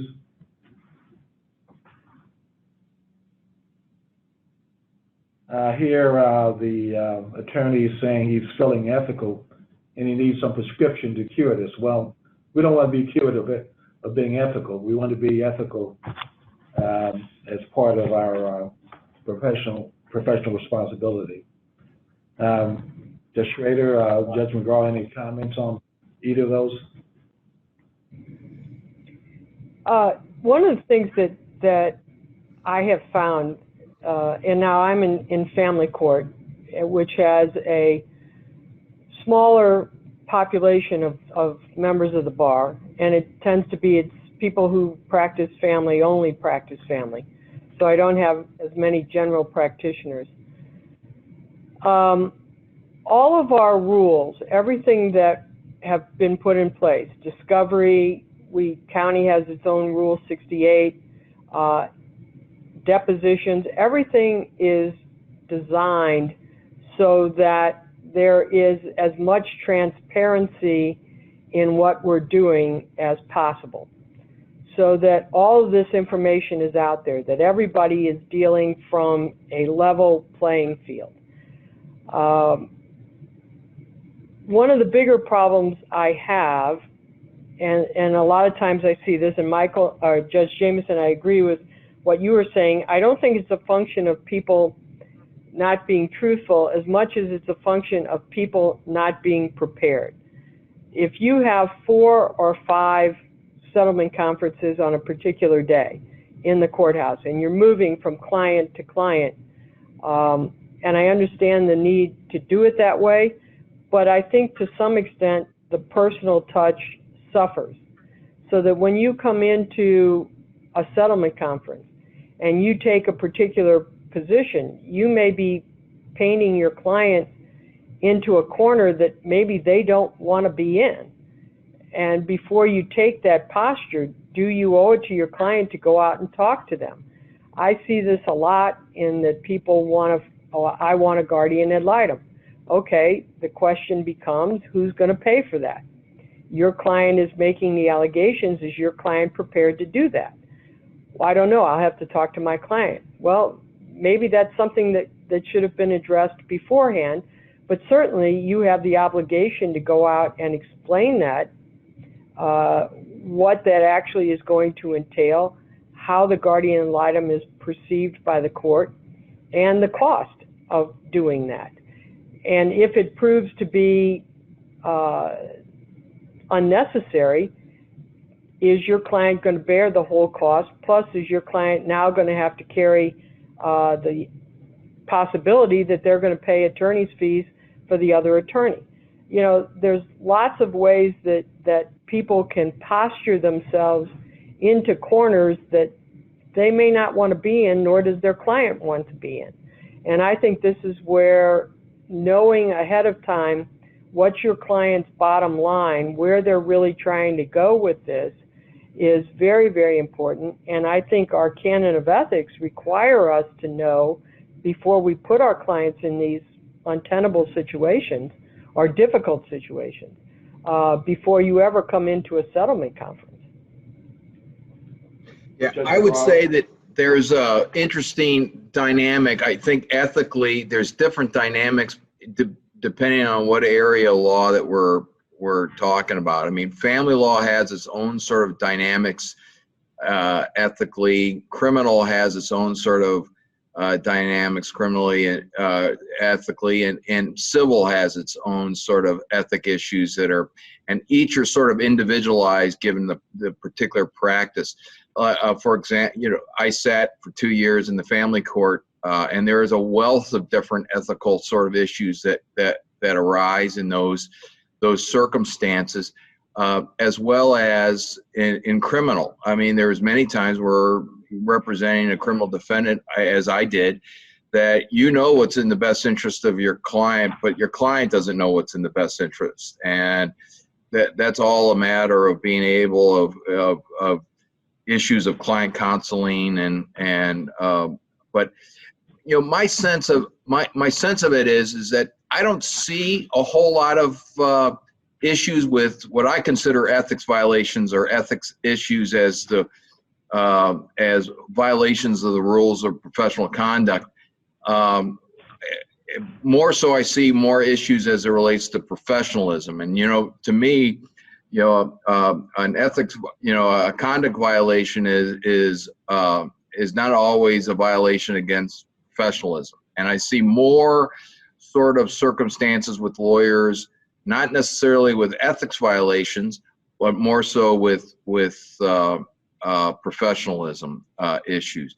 And I would, but I will note one thing as it does relate. I was trying to think to myself the last time I really felt that I consulted the rules of professional conduct in dealing, and it was recently where an attorney wanted to terminate a representation, and that happens in family court or happened to me quite a bit in family court all the time when I was a family court judge, is lawyers wanting to terminate their representation. And I think lawyers really need to take a look at that area of what governs when you can decline or terminate representation. That's the one area that I seem to think that they need to brush up on. I think generally lawyers are pretty good on conflict issues. They're pretty good with, attorney-client privilege, IOLTA, all those sort of issues, but not as great on when they want to terminate a relationship. So. Well, it's being in this present COVID-19 era, have either of you noticed any difference when it comes to professionalism in terms of dress on the part of the attorneys? If you go to the next slide, please.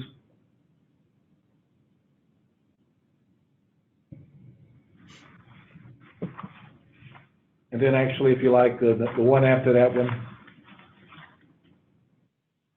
Next slide. Any comments, or we'll come to that one if you go back to the previous slides.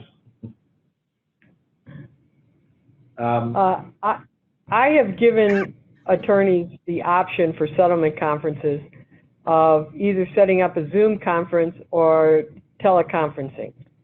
I have a number of attorneys who have picked teleconferencing, and they have said to me, "No, I don't want to get dressed up." So I'm fine with that. It gets the same thing done. This is a different time, and so I don't know that showing up in a suit or showing up in a coat and tie is as necessary in a Zoom settlement conference. I think once we get back to doing it in the courtroom, I think that's a different thing. And that's just to show a respect to the formality of being in court. I do my settlement conferences back in chambers, so it's not as big a deal. I was telling Judge Jamison earlier that clothing manufacturers are finding that in the age of Zoom, they're selling more and more clothes that only require you to look dressed up from the waist up. So they're selling nicer blouses, nicer shirts, so that while you may still look casual, it's still a dressier look. I don't think that that's as big a deal, but I think when we move back to having hearings, I do think there should be a certain decorum that is shown in the court itself. Yeah, I would say. Is the previous slide, Jim? I was going to echo what Judge Schroeder said, but I will tell you this: we're now conducting my motion hearings by way of this WebEx platform here in the 22nd Judicial Circuit, and and you're directed to my courtroom. In fact, that's where I am right now, in my courtroom, and so it's. I think it is appropriate when you're appearing in court, whether virtually or in present, to be dressed for court. I noticed prior to this, and actually I incorporated a lot of material from a previous professionalism discussion I had with the bar, from the bar plan, which was borrowed from a previous discussion I had with St. Louis University third-year students about professionalism. And I sort of go back to when we took the oath to an oath of admission. It said, "Will maintain respect to courts of justice, judicial officers, and members of my profession, and conduct myself with dignity, becoming an officer of the court in which I appear." So I think that requires you to be dressed. I noticed this before as sort of a lackadaisical sort of approach. Lawyers showing up in my court, not appropriately dressed, and they would always say, "Well, Judge, I didn't know I was going to have to be in court today," and which just tells me that, well, you're not very prepared then, or you really haven't, or you can't think outside the box. Like I used to keep a pair of a coat and tie in my office in case I had to run up to court. So I am concerned about, as we move to this sort of virtual platform, that there is a lessening of the decorum that I think is appropriate. So I think I understand telephone conferences, and if you heard Judge Schroeder and I talking about this before we went live. My wife is an attorney, is a professor at the St. Louis Human School of Law, and she had a hearing today with Judge Stovall-Reed, and it was a virtual hearing, but she wore a blouse, that she would have worn in court, but she was wearing gym shorts, so I think at a minimum, I think that's sort of required. From the waist up, I think you have to look like you're appearing in court if you're appearing virtually. Now, telephone conferences, is a whole different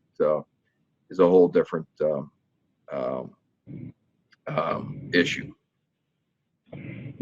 Speaking of the decorum due to a court, in a discussion with Judge Banas out in St. Charles, doing Zoom hearings for orders of protection and domestic violence cases, that because they were separated from the courtroom itself, that the respondent in a particular case, and he's finding this more and more, but in this one particular case he was talking about, the petitioner played an egregious text recording on the phone of what was being said.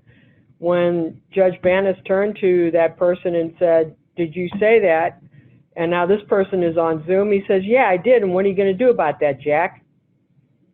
Now, again, the person's not there in court, and Zoom had allowed this person because there was not going to be any retribution or anything that could be done at that point because the person wasn't there. I think we start to lose the whole idea of, is court supposed to be a place that is due respect, that we go there to get things decided, and because we do that, there is a certain decorum, a certain respect that is to be given that court. Well, that Zoom hearing, again, it's an extreme. I've not had that happen, but we're removing it from the whole idea of that there should be respect paid to the courts themselves. So I understand from my platform, I'm one of the last of the caveman lawyers, so this technology does frighten me. I have this, but I understand from our tech people that I can excuse people from a hearing. I can basically kick them out of court as I would. So if I had something like that happen, apparently I do have the capability under our platform we're using in the 22nd Judicial Circuit to kick that person out of the hearing. If you'll go 2 slides forward, since we know that this COVID era is a two-way street when it comes to causing stress, and so it's not just the attorneys, and I know that neither of our panelists would be in a situation where they might be tempted to show their disgust or their position as the one judge is showing here, but I think you would agree that there is a certain amount of stress that our current era puts us all in, and just to get your comments on that. Well, I appreciate Fred Gwynn's look. I think I've probably had that once or twice. I think right now we have to be extremely flexible. Yesterday I was trying to do a Zoom hearing, and the one lawyer couldn't get on to Zoom. So we ended up, because the other lawyer couldn't get the conference call going, we ended up with the cell phone sitting on top of the computer so that I could hear what was being said and the lawyer on the cell phone could hear what was being said. And I was on Zoom, as was one of the lawyers. So, it worked because everybody could hear each other. So you have to be flexible. We are asking for remote hearings of the public who may not have that same ability or opportunity to do it. If we are, say, an associate civil, we have people who, in the landlord-tenant cases, who are being told that we will hear you remotely.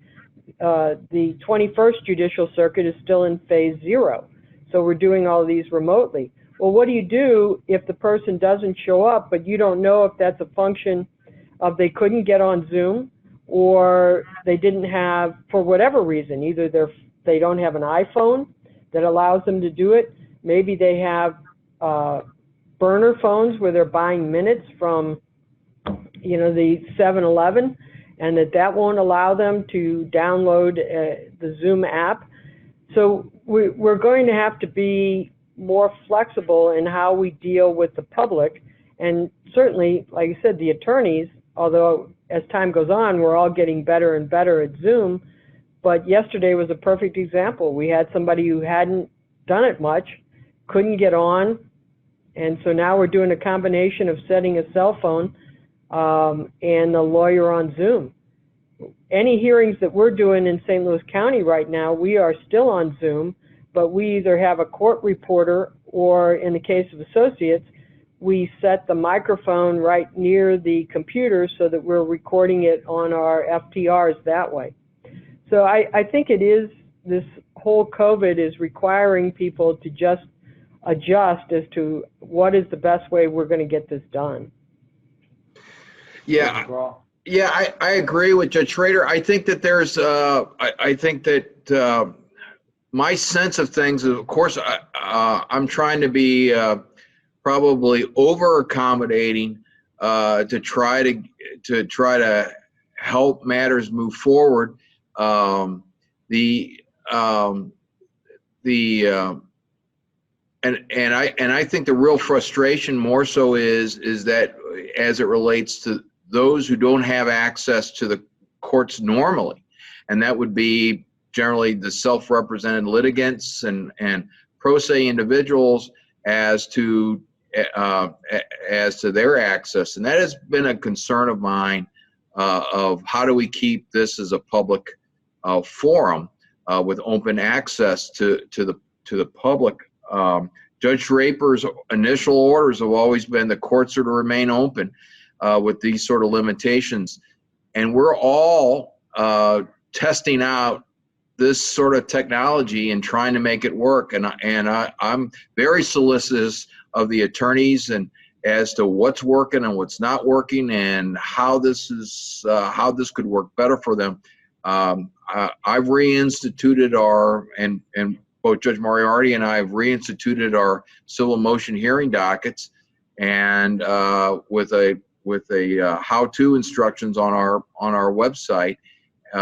But having that, I mean, I think Judge Schroeder and I hope we would agree that I look forward to the day where we're back open again, because there is significant limitations to this virtual. There's benefits to it, but there's also some virtual extreme limitations to it, and I think the extreme limitations really do sort of fall or weigh heavy on those that don't normally have access to courts, and that is bothersome. I get attorneys asking me to take default judgments all the time, and I said, how can I take a default judgment against someone who can't come to court? And they said, well, Judge, they can come on the internet. I was like, how do I know they got access to the internet? Well, they can phone in. How do I know they have access to a telephone? So they're just sort of limitations that we have here. But I am, and I'm sure Judge Schroeder is very solicitous of any ways that we can make this work during this time where we're not letting people into the courthouses. Yeah, what Judge McGraugh hit on is an important part of this, is that as practicing attorneys, if you are taking a default judgment because something's been set on a docket and the only way a party can appear on it is remotely, because of those concerns that Judge McGraugh just talked about, I would be very careful when you take defaults, because I'm not sure that if somebody comes back and says, hey, I was scheduled for a particular day, but the only way you gave me to get on was through either, was remotely, either Zoom or telephoning in, and I didn't have that capabilities. I think right now most courts are going to take the position that that's going to get set aside. You know, you have no way of proving they could or disproving that they could. So I think that judges anyway, are going to err on the side of, okay, you get a do-over, for lack of a better term, but I think that's going to be considered a reasonable grounds to overturn any defaults. Now, it also requires the person comes into court, or they're going to have to try to get a hold of us, which may be another issue. But I think right now, if you are holding a default judgment, I would move on it cautiously. Yeah, typically, just to follow that up, I think, you know, the only default judgments I've taken is where the defendant has to be represented by an attorney, such as a corporation. Under those circumstances, I think you can move forward with the default judgment, because an attorney has to represent that. And in order to be an attorney representing anybody in this circuit or the 21st, has to have access to CaseNet. So I think under those circumstances, I'll move forward with the default judgment. But if it's an individual that isn't required to be represented by counsel, then I won't take the default judgment on those matters. Sure. Next slide, please. That slide was only meant to show again that we're all under stress under this current situation, and the judges are not immune from those same stressors. But finally, I've got a slide here that just spells out some do's and don'ts in the courtroom, and some of these should go without saying, but I thought it might be worthwhile to show some of the things that we know are do's, and then some things that maybe people don't understand or don't, like chewing gum in court, or an attorney chewing gum in front of me. I don't think would come across as very impressive, nor using the cell phone in court. We normally tell the attorneys and parties, don't use your cell phones, but of course it does happen from time to time. But just want to get your opinions on some of these do's and don'ts. I have issues with the cell phone. We do tell the public that they have to turn theirs off, and we tell them they can't use their phones during any hearings. Cell phones also present a problem in that if people are using them, we don't know that they aren't recording what's happening as well. And I have had situations where I've had members of the public who are sitting out, maybe not one of the parties, but sitting out there recording all the events and things that are being said. So cell phones present an issue, not just that their ringer goes off. When I tell the members of the public that they can't use their phones, and then they look up and see 3 or 4 lawyers sitting in the courtroom all using their phones, then I get pushback. The other problems I have actually had, lawyers answer their phones while they're still in the courtroom. Now, thankfully, they've gotten up and walked out, but, you know, to me, that shows a disrespect and, again, a lack of decorum for the courtroom and the proceedings that are going on. The public is watching what the lawyers do. If you want to check where you are or check CaseNet to see what's happening with a particular case, it takes no time at all to step out in the halls and check that. But sometimes if you are on your phone, particularly on motion days, and you're not listening to what's happening, for younger lawyers, you may be sitting there listening to how a judge is going to handle the exact same issue that you have. So you're missing an opportunity to get a feel for what that judge is going to do. And maybe it's not an issue that you have right now, but maybe it's an issue that you will have in the future. And at least you have an idea of what that judge will do in any particular situation. But I don't care for the use of cell phones in the courtroom. Yeah, in the materials that I supplied, in the materials that are included there, I included, it was Judge Vincent that kind of updated and put out this, the Circuit Court of the State of Missouri 2016 survey of the, on professionality and civility in the courtroom, which a lot of these things sort of cover.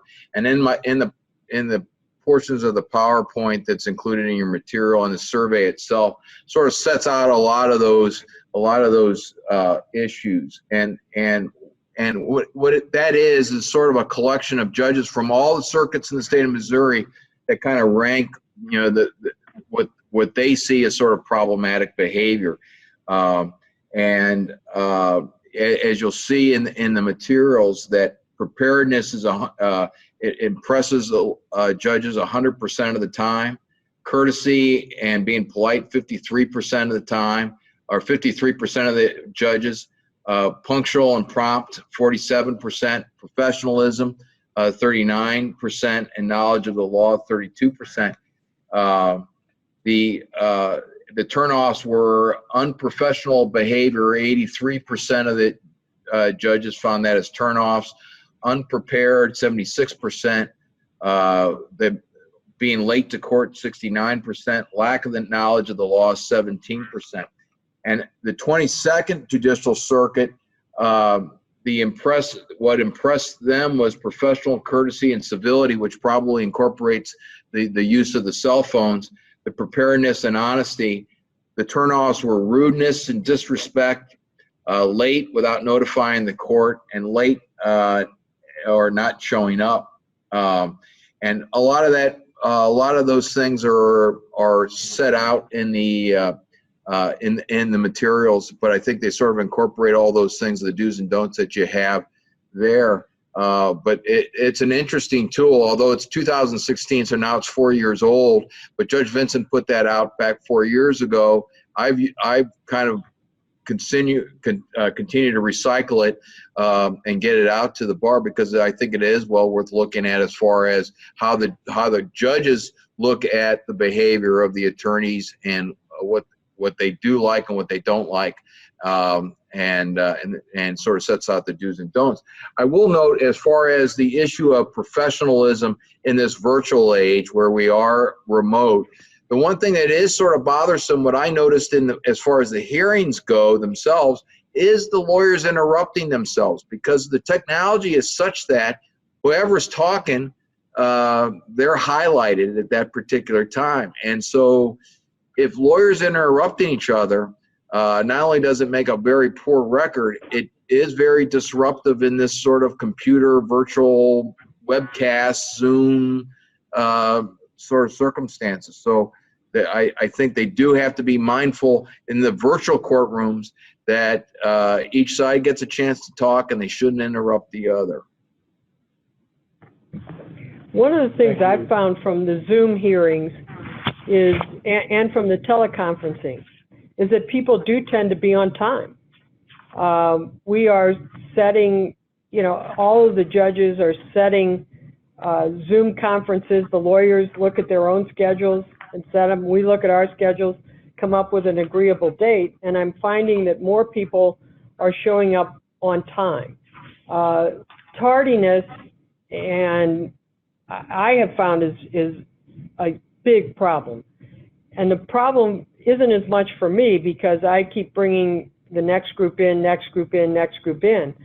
But if I'm having a conference at 8:30 in the morning that's supposed to start at 8:30 in the morning, and one of the lawyers doesn't show up until 8:45 or 9 o'clock, we're already behind.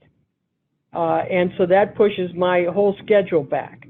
If you have one lawyer who only has one case that morning, and it's at, say, 9:30, and they show up, and the other lawyer doesn't call, doesn't tell us where they're at and shows up at 11, how does the attorney who had one case and has now been sitting there since 9:30, unable to do anything else, how do they bill their client for the fact that the other attorney was late? And there are some attorneys, and I will tell you that all of the judges know who it is, or who they are, who are chronically late. And I will say that there are judges who also are chronically late. But that's a difficult thing to schedule for and to bill if you're just sitting there because somebody else hasn't shown up. I do think that, you know, it's the old Laertes, to thine own self be true. But if you're setting 4 conferences and maybe you know that one judge takes longer on their conferences than others, then you need to self-adjust or tell the other court, you know, look, I can't meet at that time. We allow people to set their own times, whether you're doing it by acuity or you're doing it with the judge, him or herself. So don't schedule yourself to a point where if you're not going to be timely or the judge you know that you're going to be in front of right before that runs late, that you're not just going to have somebody sitting there who now has no way of being able to bill a client for just sitting.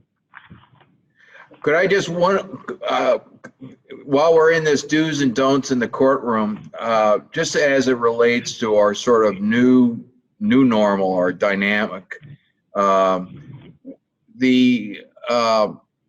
one of the problems that I've noticed in this circumstance, and I have been tried to be open to this and accommodating this, is that I'm getting a lot of emails from paralegals and legal assistants about how to docket, how to set their virtual motions, how to do those things.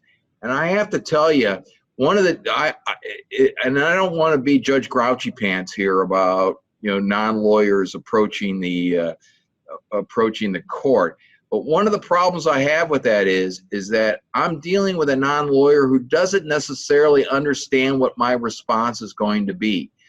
Generally, it's refer to the order that's on the website as to how to set this up. And sometimes I get even back responses from that paralegal and legal assistants as well. I read the order. And then my response is, talk to the lawyer that's handling this, because obviously you don't understand what the order says. I mean, one of the difficulties with the court communicating with staff members is that I'm not confident that they're getting the right information. And I realize more than likely what's happening in this age is that the lawyer is contacting their paralegal or legal assistant saying, get this motion on file and get me a hearing date. And that poor person is left to try to figure out how to actually do that.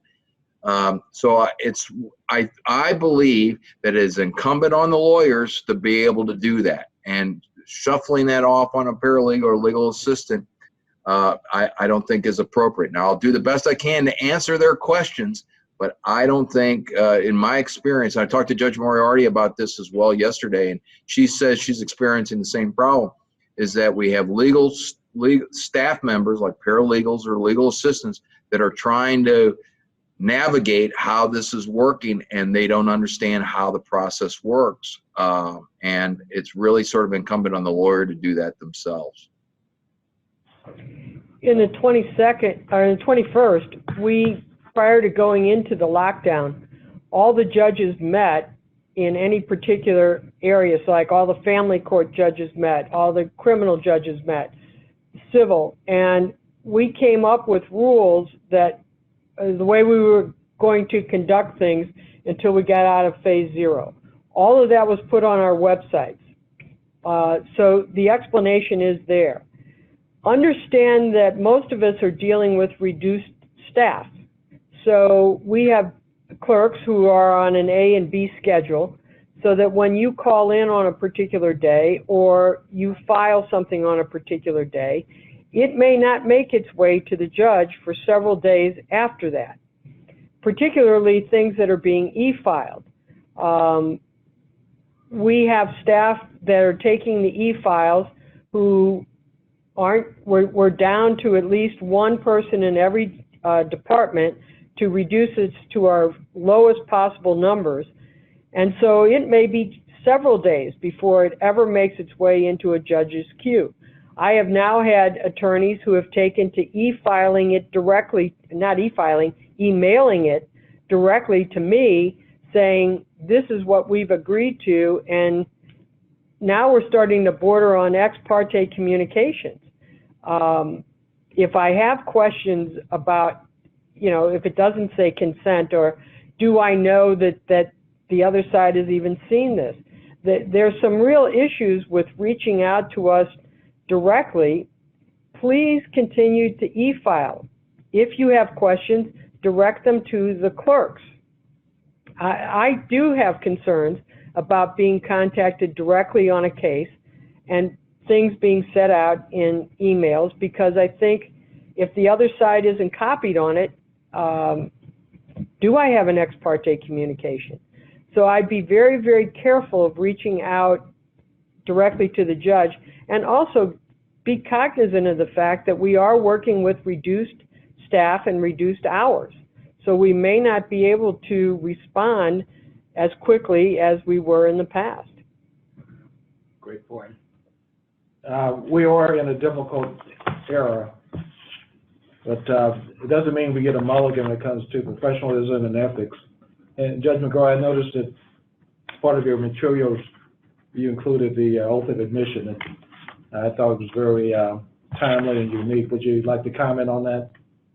Well, only to the extent is that, the oath of admission, I was admitted to the bar in 1987, and I did it probably like what most of us had done, and that is that I ended up going to Jefferson City to the Supreme Court, and they swore us in with everyone who had passed the bar at that particular time, and then we went across the street over to the House, and they swore us into the Western District, United States District Court for the Western District.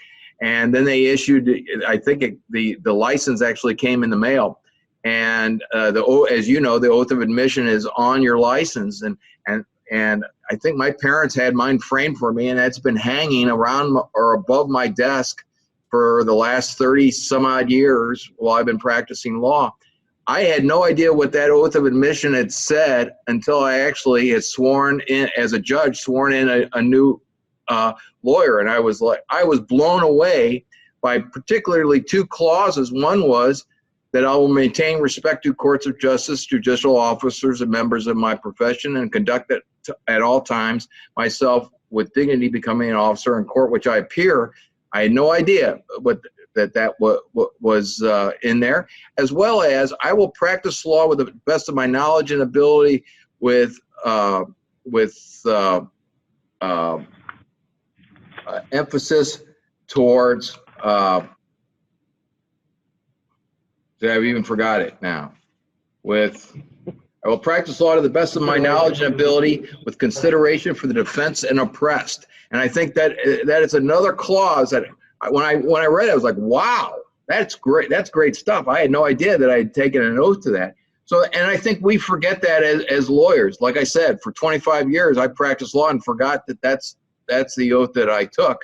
And, we all know that we should, defend and protect the Constitution of the state of Missouri and the United States, and follow the rules of professional conduct and not lie to the courts. Or we know, though, we go without those things. But those two clauses, I think we often forget. So I think I include that in the materials just because it's nice to be refreshed as to, what those two things mean. And I think that's a good way to wrap things up. Reference to the oath of admission, we can all do well to maybe review it and again understand the nature of our oath and our requirements of professionalism and ethics. With that, ladies and gentlemen, I think that concludes this section of the Judicial Roundtable and the Best Practices webinar. I hope you've enjoyed it. I hope it's been beneficial to you. And I think it has been for all of us. Again, thank you for participating. With that, I think we'll bring this to an end. Judge, I'm going to thank you and thank all the judges for participating in our program today, and all the speakers.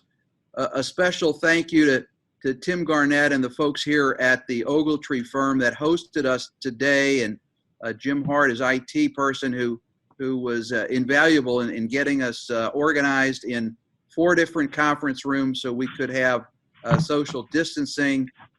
Judge McGraugh did not decide to travel west of Skinker to stay in his court. We thank him for participating.